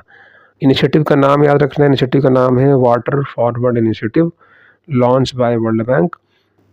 अमाउंट आपको याद रखना है, सॉरी टारगेट याद रखना है 1 बिलियन पीपल, और टारगेट ईयर है 2030 तक 1 बिलियन लोगों तक स्वच्छ जल को पहुँचाने का टारगेट बनाया गया है। चलिए, आगे बढ़ते हैं नेक्स्ट पॉइंट की तरफ। अच्छा, इस इनिशिएटिव में देखिए बहुत सारे ऑर्गेनाइजेशन इन्वॉल्व हैं। एशियन डेवलपमेंट बैंक है, AIF का इन्वॉल्वमेंट है, यूरोपियन इन्वेस्टमेंट बैंक है, NDB भी इसमें इनिशिएटिव के साथ जुड़े हुए हैं। लेकिन मेन प्रोजेक्ट किसका है? वर्ल्ड बैंक का है। देखिए यहाँ पर एक न्यूज़ आई थी, DGFT ऑथराइज 17 बैंक्स, यानी यहाँ पर जो एक ऑर्गेनाइजेशन है इंडिया में, directorate general of foreign trade, ठीक, director general of foreign trade एक डिपार्टमेंट है मिनिस्ट्री ऑफ कॉमर्स के तहत। इन्होंने क्या किया, 15 बैंक को परमिट किया है, किसके लिए, गोल्ड एंड सिल्वर के इम्पोर्ट के लिए, और 2 बैंक को इम्पोर्ट ओनली गोल्ड के लिए सेलेक्ट किया है। तो आपको ध्यान रखना है, टोटल आपके 15 बैंक होंगे इम्पोर्ट गोल्ड और सिल्वर के लिए, और इसको अप्रूव किसने किया है, DGFT ने अप्रूव किया है, और ये ऑथराइजेशन का वैलिड होगा मार्च 31, 2029 तक के लिए। क्वेश्चन ऐसे बन सकता है, कितने बैंकों को परमिट किया गया है गोल्ड इंपोर्ट के लिए, तो 15 बैंक को गोल्ड इंपोर्ट सिल्वर दोनों के लिए, और 2 बैंक को ओनली गोल्ड के लिए सेलेक्ट किया गया है। इन बैंकों की लिस्ट आपके सामने देखिए दी गई है, तो थोड़ा ज़्यादा नाम यहाँ पर है, लेकिन इसमें आपको एक बार इसको पढ़ लेना है, और मेनली याद रखना है import only union bank of India, NSBR bank है, रशिया का बैंक है, और सेवरिन बैंक का मतलब होता है सेविंग बैंक के रूप में, यानी सेविंग का मतलब होता है, मतलब सेविंग वर्ड जो है इसको रशियन लैंग्वेज में सेविर के रूप में जाना जाता है। तो ये सेविर बैंक जो है SBER बैंक है, ये रशिया का है, और यूनियन बैंक ऑफ इंडिया, ये 2 बैंक इंपोर्ट ओनली यानी गोल्ड का करेंगे, बाकी ये आपके 15 बैंक यहाँ पर दिए गए हैं। चलिए अगला क्वेश्चन है, India's first chip fabrication plant, ये भी न्यूज़ अप्रैल की काफ़ी इंपॉर्टेंट न्यूज़ है। इंडिया का पहला फर्स्ट चिप फैब्रिकेशन प्लांट कहाँ पर ऑर्गेनाइज किया जाएगा, कहाँ पर इसको इस्टेब्लिश किया गया है, इंडिया का पहला, तो इंडिया का पहला है तो इम्पोर्टेंट माना जाएगा, और इसमें ऑप्शन दिया है महाराष्ट्र, तमिलनाडु, गुजरात या कर्नाटका, तो इसका सही उत्तर होगा गुजरात। गुजरात में इंडिया का पहला चिप फैब्रिकेशन प्लांट इसकी स्थापना यहाँ पर की गई है। गुजरात में भी आपको ध्यान रखना है, धोलेरा। देखिए अगला क्वेश्चन इस तरीके से बन सकता है, देखिए यहाँ पर हम इसको अगर क्वेश्चन के फॉर्मेट में देखें, तो क्वेश्चन के फॉर्मेट में देखिए 2 तरह के सवाल बन सकते हैं। एक तो गुजरात में भी जगह का नाम ध्यान रखना है, धोलेरा। धोलेरा SEZ का मतलब स्पेशल इकोनॉमिक जोन, भारत का पहला चिप फैब्रिकेशन प्लांट। चिप का इस्तेमाल जितने भी गैजेट्स होते हैं, IT प्रोडक्ट्स होते हैं, उनमें किया जाता है, तो काफ़ी बड़ा इसका इन्वेस्टमेंट भी है, 91,000 करोड़ का ये प्रोजेक्ट होगा, और भारत का पहला ये चिप बेस्ड सिस्टम होगा। और यहाँ पर देखिए सवाल किस तरीके से पूछेगा आपसे, ये देखिए सवाल यहाँ पर पूछ सकता है, which company is developing semiconductor plant, Adani, Reliance, Tata semiconductor manufacturing, Infosys, तो किसके द्वारा डेवलप किया जाएगा, ये टाटा सेमीकंडक्टर, यानी टाटा की जो कंपनी है, ऑप्शन सी ये इसका आंसर हो जाएगा, टाटा सेमीकंडक्टर मैन्युफैक्चरिंग, ये इसके साथ जुड़ी हुई कंपनी है। अगला क्वेश्चन है, which ministry notified the SEZ for chip fabrication plant, किस मंत्रालय ने इसको अधिसूचित किया है। देखिए इसके अंदर 2 मंत्रालय बड़े कन्फ्यूजन क्रिएट करते हैं, एक तो IT मिनिस्ट्री, दूसरा मिनिस्ट्री ऑफ कॉमर्स। तो यहाँ पर हमें ध्यान रखना है, मिनिस्ट्री ऑफ कॉमर्स जो है इसका सही उत्तर होगा, ना कि IT मिनिस्ट्री, क्योंकि बात यहाँ पर इन्वेस्टमेंट की है, तो IT मिनिस्ट्री ना होकर इसका आंसर हो जाएगा ministry of commerce. Ministry of commerce के मंत्री कौन है यहाँ पर, mister Piyush Goyal, option C. चलिए अगला सवाल है, अगला एक इम्पॉर्टेंट डे है वर्ल्ड हेरिटेज डे। अभी हम लोगों ने देखा अप्रैल मंथ में वर्ल्ड हेरिटेज डे सेलिब्रेट किया गया। इसकी थीम हमें ध्यान रखनी है, 18 अप्रैल जो है वर्ल्ड हेरिटेज डे के रूप में मनाया जाता है। इसकी थीम है emergency response of living heritage in India in the context of conflict and disasters, Hindi में संघर्षों और आपदाओं के संदर्भ में जीवित विरासत के लिए आपातकालीन प्रतिक्रिया। और ये वर्ल्ड हेरिटेज डे यूनेस्को के द्वारा मनाया जाता है पूरे वर्ल्ड में, जितने भी मॉन्यूमेंट्स हैं, हेरिटेज हैं, उनको सुरक्षित करने का ये दिवस है। और इस दिवस में एक बहुत ही महत्वपूर्ण चीज़ देखिए, इंडिया का पहला पेट्रोग्लिफ कंजर्वेशन पार्क ये बनने जा रहा है लद्दाख के अंदर, India's first petroglyph conservation park. ये पेट्रोग्लिफ पार्क होते क्या हैं, देखिए कई बार क्या होता है, जो चट्टान होती है, रॉक्स होती हैं, उन पर कुछ इमेजेस बनाए जाते हैं जो कि हिस्टोरिकली रूप से बहुत महत्वपूर्ण होते हैं, बट समय के साथ ये ख़त्म हो जाते हैं। तो उनको सुरक्षित करने के लिए ये संग्रहालय बनाया गया है। तो मेनली पेट्रोग्लिफ जो होता है, ये ओल्ड रॉक्स पर जो इमेजेस बनाई जाती हैं एंशिएंट हिस्ट्री के अंतर्गत, ऐसी इमेजेस को सुरक्षित करने का ये संग्रहालय होगा। और पेट्रोग्लिफ जो है एक तरीके से प्री हिस्टोरिक इमेजेस सिंबल्स को कहा जाता है। ठीक है, तो इंडिया का पहला होगा पेट्रोग्लिफ कंजर्वेशन पार्क, कहाँ पे, लद्दाख में, ये ध्यान रखना है। चलिए अगला सवाल है, FIU and India sign MOU with which two organization to strengthen data sharing.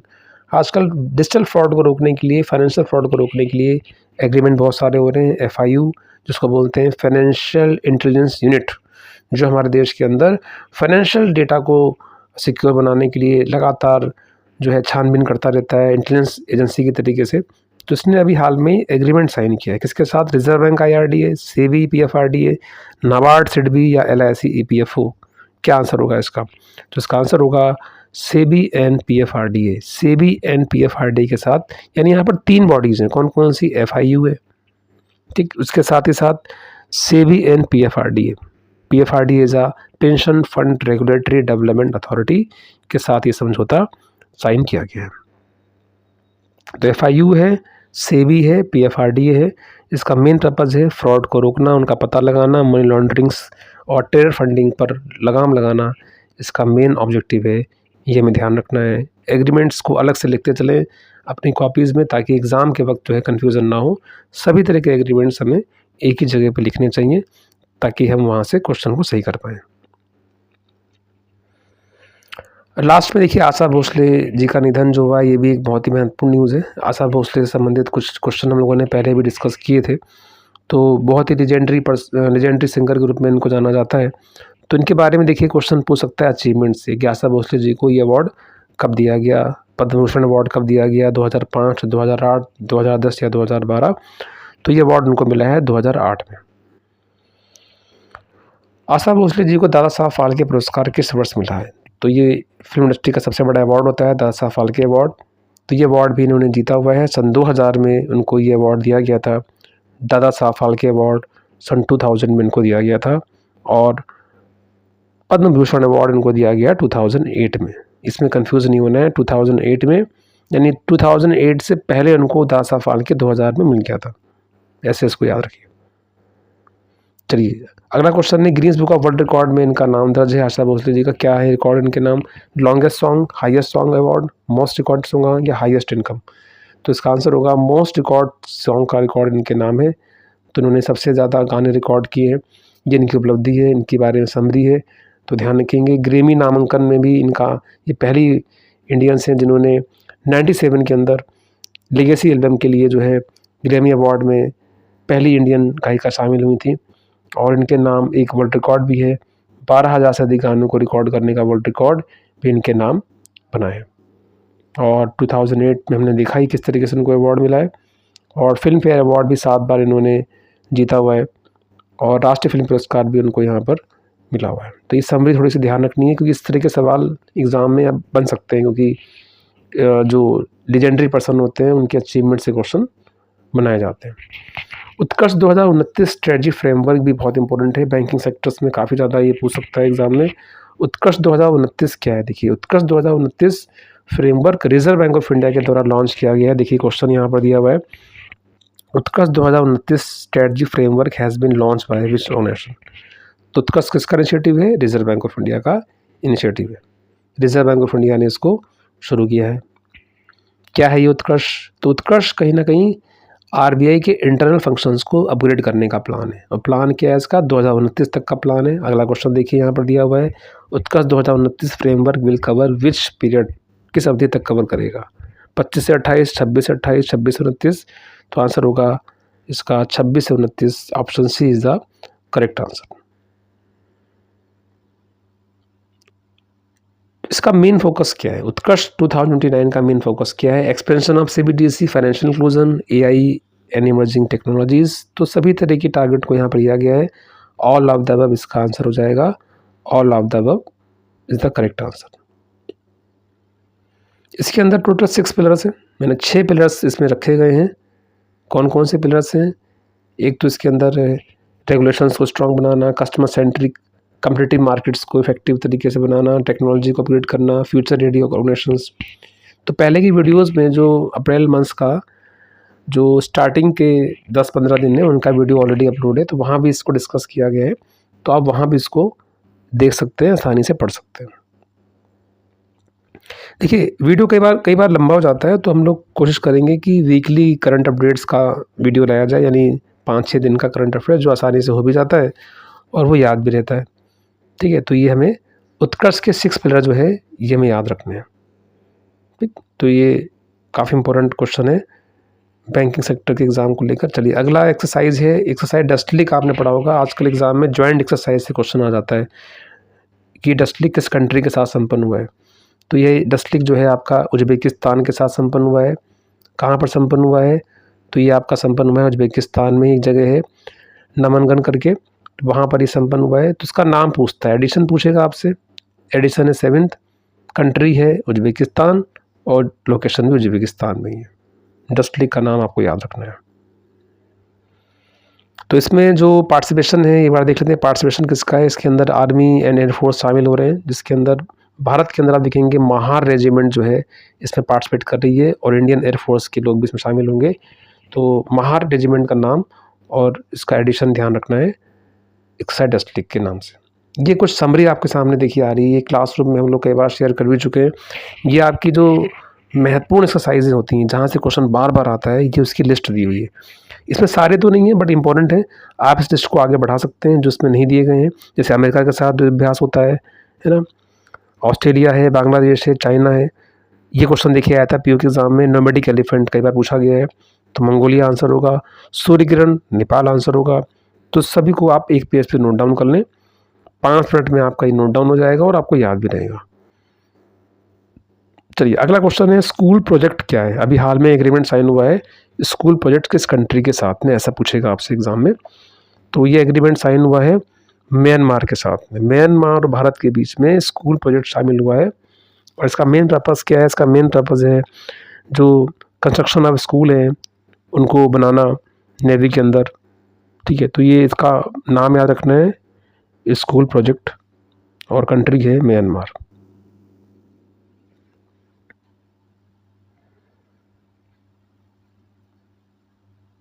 चलिए ये एक महत्वपूर्ण क्वेश्चन है, SEBI launch 3 new IT platform. SEBI ने अभी हाल में 3 आईटी प्लेटफॉर्म इंट्रोड्यूस किए हैं।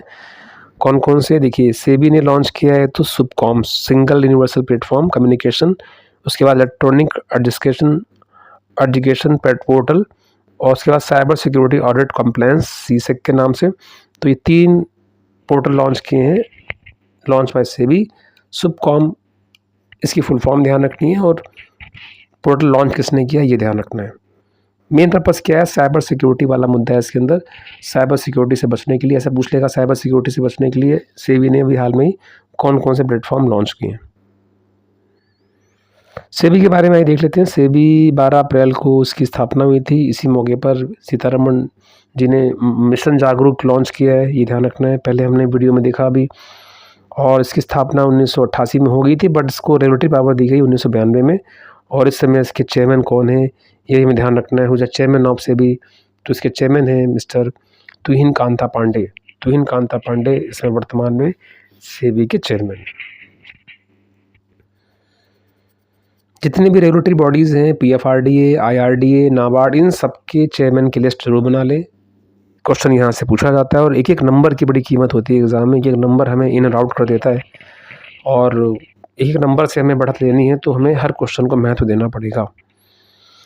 चलिए अगला क्वेश्चन है, which institutions become the first under CCRS to receive ISO certification. अभी हाल में किसको मिला है और पहला संस्थान हुआ है ये इंडिया का कौन सा? All India institute of medical science, central Ayurveda research institute, national institute of Ayurveda या Indian council of medical research.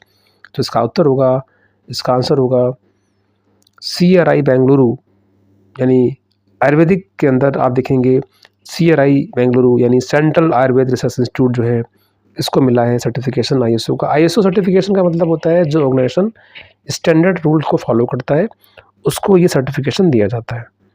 तो CRI कहाँ पर है? बेंगलुरु में है, जिसको ये ISO सर्टिफिकेशन दिया गया है। ये फर्स्ट टाइप ऑफ सर्टिफिकेशन है इंस्टीट्यूट को जो दिया गया है, आयुर्वेद इंस्टीट्यूट को। तो हेड ऑफिस हमने देख लिया कहाँ है, इसका मुख्यालय है बेंगलुरु में।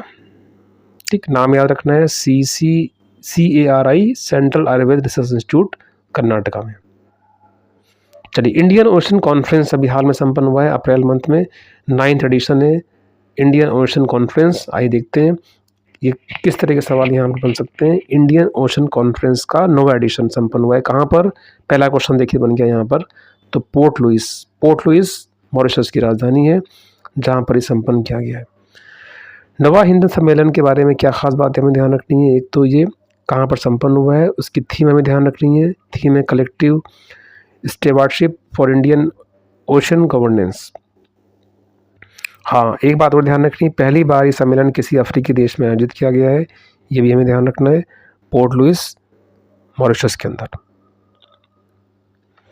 ये एक तरह का ऐसा मंच है जहाँ पर डिस्कशन होता है, dialogue, regional dialogues, cooperation, Indian Ocean से जुड़े हुए जो मामले होते हैं वो यहाँ पर डिस्कस किए जाते हैं, जिसकी शुरुआत हुई थी 2016 के अंदर।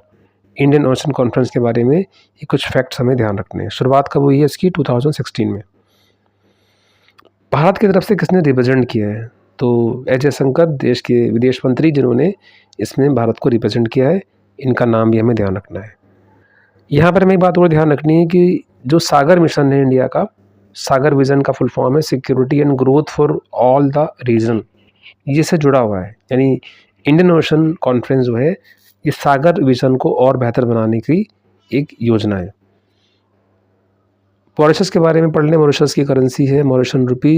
यहाँ के मिनिस्टर हैं नवीन चंद्र राम गुलाम, और उनकी पार्टी लेबर पार्टी है। कई बार ऐसे प्रधानमंत्री या राष्ट्रपति का नाम पूछता है जो कंट्री न्यूज़ में होती हैं, तो ये हमें ध्यान रखना है मॉरिशस के बारे में। चलिए, अगला क्वेश्चन है, Iraqi parliament elect Nizar Amedi as a new president appoint किए गए इराक के अंदर। निज़ार अमेदी, नाम याद रखना है आपको, महत्वपूर्ण सवाल है, इराक के नए राष्ट्रपति। और यहाँ पर हमें इनकी पार्टी का नाम भी याद रखना है, पैट्रियोटिक यूनियन ऑफ कुर्दिस्तान।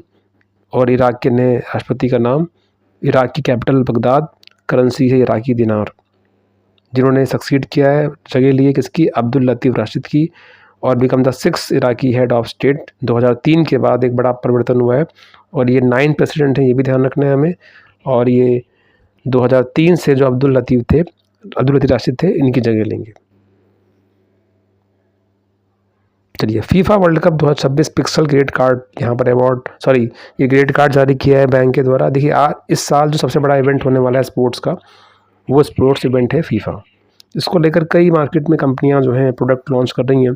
आइए देखते हैं क्वेश्चन कैसे बनेगा। Which companies partner to launch the FIFA World Cup 2026 pixel credit card? किसने लॉन्च किया है? Visa and SBI, Mastercard HDFC bank, Visa and HDFC bank and RBI ICICI bank. तो इसका सही उत्तर जो होगा वो होगा Visa and HDFC bank. Visa and HDFC bank ने इसको लॉन्च किया है। देखिए, इस तरह के सवालों में बड़ा कन्फ्यूज़न होता है, इसमें आप कोई ट्रिक नहीं लगा सकते, क्योंकि कई बार कई कंपनियां होती हैं, कई बैंक्स होते हैं, तो ऑप्शन ऐसे सेट किए जाते हैं। तो वीज़ा एंड HDFC बैंक आपको यहाँ पर सही आंसर लगाना है। मुख्य सेगमेंट क्या है इसका? मुख्य सेगमेंट है क्रेडिट कार्ड के द्वारा जो है इसमें कुछ सुविधाएं कस्टमर को दी जाएंगी, जिसके तहत ये टिकट और टूर पैकेज के हिसाब से भी कुछ बेनिफिट यहाँ पर दिए जाएंगे। जनरली सभी मार्केटिंग के नए नए तरीके होते हैं, तो ये सब एग्जामिनेशन के पॉइंट ऑफ व्यू से आ जाते हैं एग्ज़ाम में कि किस बैंक ने क्या लॉन्च किया। खासतौर बैंकिंग सेक्टर के एग्ज़ाम में ही ज़्यादातर पूछता है। अच्छा, यहाँ पर हमें एक बात और ध्यान रखनी है HDFC बैंक के बारे में, क्योंकि HDFC बैंक का ये फाइनेंशियल प्रोडक्ट है वीज़ा के साथ। तो ये बैंक 1994 में इसकी स्थापना हुई थी, और 1995 में आप देखेंगे इसने as a private sector bank के रूप में काम करना शुरू किया। इसका हेड ऑफिस मुंबई में है, जो कि प्राइवेट सेक्टर बैंक्स में काफ़ी लीडिंग बैंक माना जाता है। HDFC bank housing development finance corporation जिसकी फुल फॉर्म है। इस बार का फीफा वर्ल्ड कप कहाँ पर आयोजित किया जाएगा? ये भी काफ़ी महत्वपूर्ण सवाल है, तो कमेंट सेक्शन में आप लोग बताइए इस बार का फीफा वर्ल्ड कप जो है किन देश में आयोजित किया जाएगा।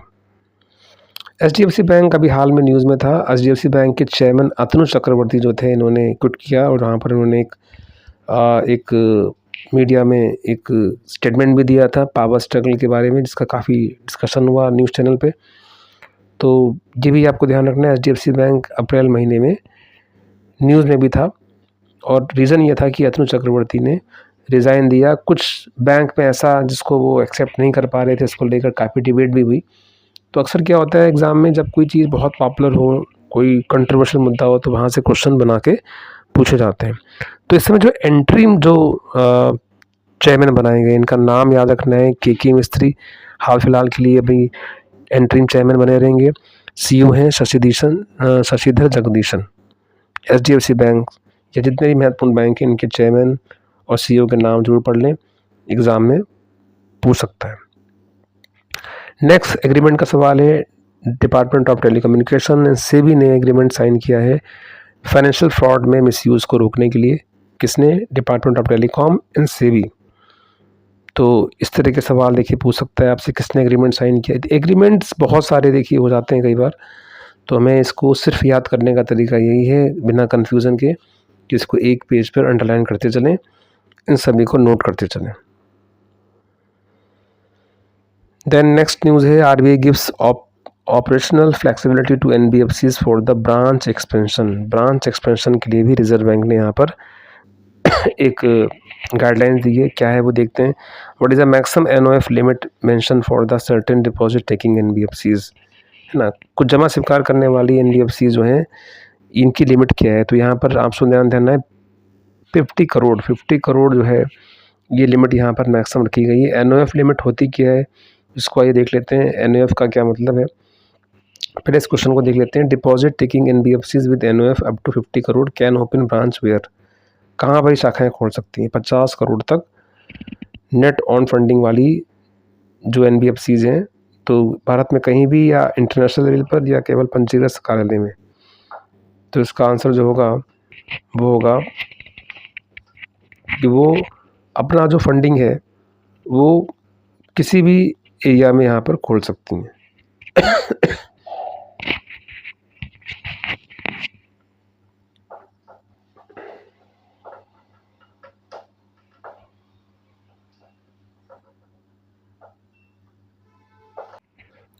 इस क्वेश्चन को थोड़ा दोबारा पढ़ लेते हैं। इस क्वेश्चन में देखिए लिखा है 50 करोड़ एनओएफ, 50 करोड़ की लिमिट यहाँ लगी हुई है और 50 करोड़ की एनओएफ लिमिट के अंतर्गत जो रिजर्व बैंक के रूल हैं उसमें एनबीएफसी अपनी ब्रांचेस कहाँ खोल सकती है। पूरी इंडिया में, इंटरनेशनल लेवल पर कहीं भी, या केवल रजिस्टर्ड ऑफिस जहाँ पे इनका है, या केवल मेट्रो शहरों में। तो इस क्वेश्चन में जो आंसर होगा वो होगा only within state for registered office. हर जगह नहीं, हर जगह नहीं होगा इसका आंसर। केवल वहीं अपने ब्रांच खोल सकते हैं जहाँ पर उनका हेडक्वार्टर है। शर्त क्या है? 50 करोड़ एनएफ होना चाहिए। 50 करोड़ एनएफ होता क्या है? एनएफ का मतलब क्या है समझ लेते हैं। देखिए, एनएफ का फुल फॉर्म होता है net on funds. Financial terms usually mainly for the NBFCs के लिए यूज़ होता है। सिंपल वर्ड में आप समझें तो कंपनी की on money available for the business operations. Company की ऑन मनी जो होती है, अपना पैसा जो होता है बिजनेस ऑपरेशंस के लिए, उसका है। तो उसका एक फार्मूला होता है, सिंपल शब्दों में अगर बोलें, कंपनी का शुद्ध पैसा, लायबिलिटीज़ को हटाकर जो पैसा बनता है वो कंपनी का अपना पैसा, उसको एनएफ कहते हैं। तो रिजर्व बैंक के अकॉर्डिंग ऐसी एनबीएफसी जिनका अपना पैसा है, नेट ऑन फंड 50 करोड़ रुपए तक का है, वो केवल वहीं ब्रांच खोल सकते हैं जहाँ पे उनका हेडक्वार्टर है। चलिए आगे बढ़ते हैं नेक्स्ट क्वेश्चन की तरफ। देखिए नेक्स्ट क्वेश्चन है यहाँ पर, अभी गवर्नमेंट ने AI governance strategy policy framework guide करने के लिए आर्टिफिशियल इंटेलिजेंस और गवर्नेंस का इकोनॉमिक ग्रुप बनाया है। ठीक, अच्छा क्वेश्चन है, बन सकता है एग्जाम में। AIGEC, ठीक, इसका चेयरमैन किसे बनाया गया है? AIGEC का चेयरमैन जतिन प्रसाद, निर्मला सीतारमण, अश्विनी वैष्णव या पीयूष गोयल या प्रधानमंत्री मोदी। तो इसका आंसर जो है ऑप्शन सी होगा। ऑप्शन सी इसका सही उत्तर होगा। ऑप्शन सी यानी अश्विनी वैष्णव जो है आईटी मिनिस्टर, इनको चेयरमैन बनाया गया। किसका चेयरमैन बनाया गया है? AIGEC का। इसका फुल फॉर्म यहाँ पर दिया हुआ है, देखिए full form is artificial intelligence governance and economic group के हाई लेवल बॉडी की कमेटी के चेयरमैन कौन है? अश्विनी वैष्णव, आईटी मिनिस्टर। ये देखिए फुल फॉर्म ऊपर दी हुई है। Artificial intelligence governance and economic group.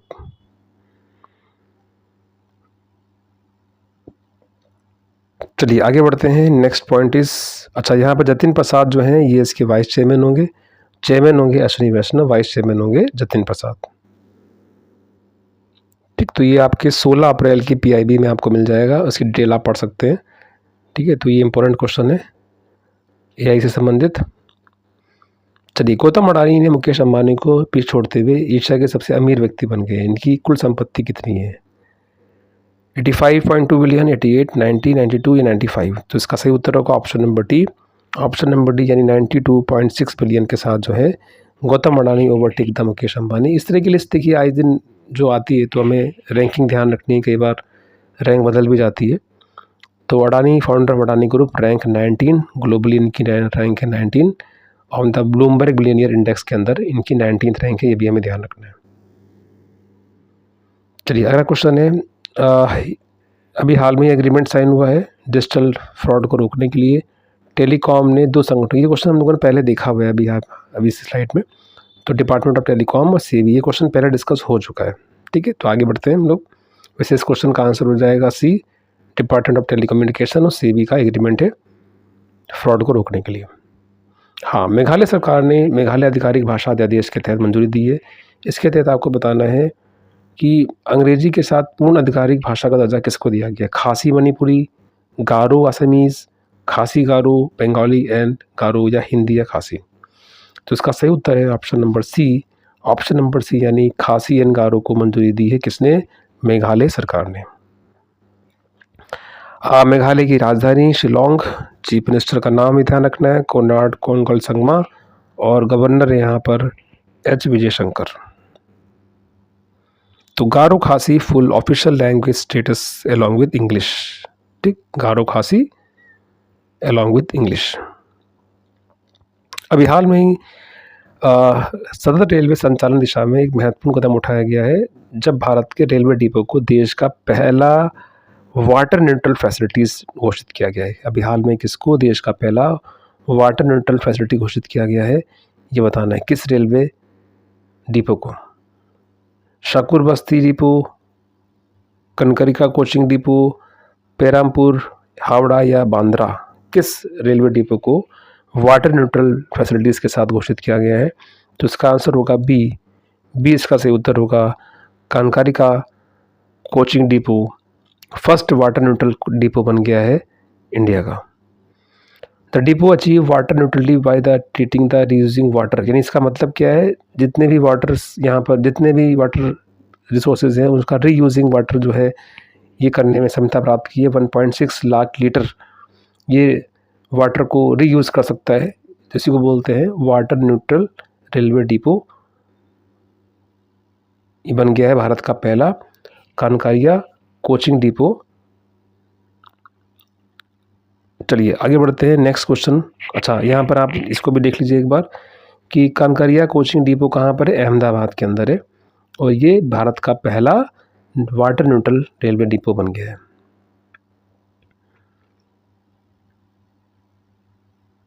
Hyderabad में national eco youth innovation summit में पर्यावरण संरक्षण के लिए एआई आधारित ऐप विकसित करने के लिए, अच्छा सवाल है, काफ़ी महत्वपूर्ण सवाल है, एआई विकसित करने के लिए WWF नेशनल अवार्ड के सम्मानित किया गया है किसको? तो आप इसको स्टार लगा लीजिए, महत्वपूर्ण सवाल है। क्या इन्होंने किया है? एक इन्होंने पर्यावरण संरक्षण के लिए एक ऐप डेवलप किया है। ठीक है, तो इसके विनर कौन है? राहुल नायर, एन अलीम यूसुफ, श्रद्धा जोशी, अंकित वर्मा या रोहित शर्मा? तो इसका सही उत्तर है, देखिए एन अलीम यूसुफ ने ये अवार्ड जीता है। ये एक महत्वपूर्ण ऐप उन्होंने डेवलप किया है, और इसी के साथ उनको 1.5 लाख का कहीं ना कहीं ग्रांट भी दिया गया है। देखिए ये क्या है, एक्चुअली ये एक बॉटनिस्ट है ये, और उन्होंने एक ऐसा ऐप बनाया है जिससे कि प्लांट जो है वहाँ के आसपास के जो प्लांट्स हैं उनका डेटाबेस बनाया जा सकता है। और अभी हाल में इस अवार्ड दिए गए हैं। Harvard south Asia Asian award person of the year Sayani Gupta, life time achievement award Tamil actor Nandamuri को दिया गया है। 35 राष्ट्रीय मान, वेरी इंपॉर्टेंट क्वेश्चन है ये। और ज्ञानपीठ पुरस्कार किसको दिया गया है? तो बीच में हम लोग को पुराने करंट अफेयर्स भी रिवीजन करने होंगे ताकि हम एग्ज़ाम में उनको याद कर पाएँ। तो ज्ञानपीठ और सरस्वती तो मोस्ट इंपॉर्टेंट अवार्ड है, तो इस बार इनका स्क्रीनशॉट ले लें, उनको याद रखें।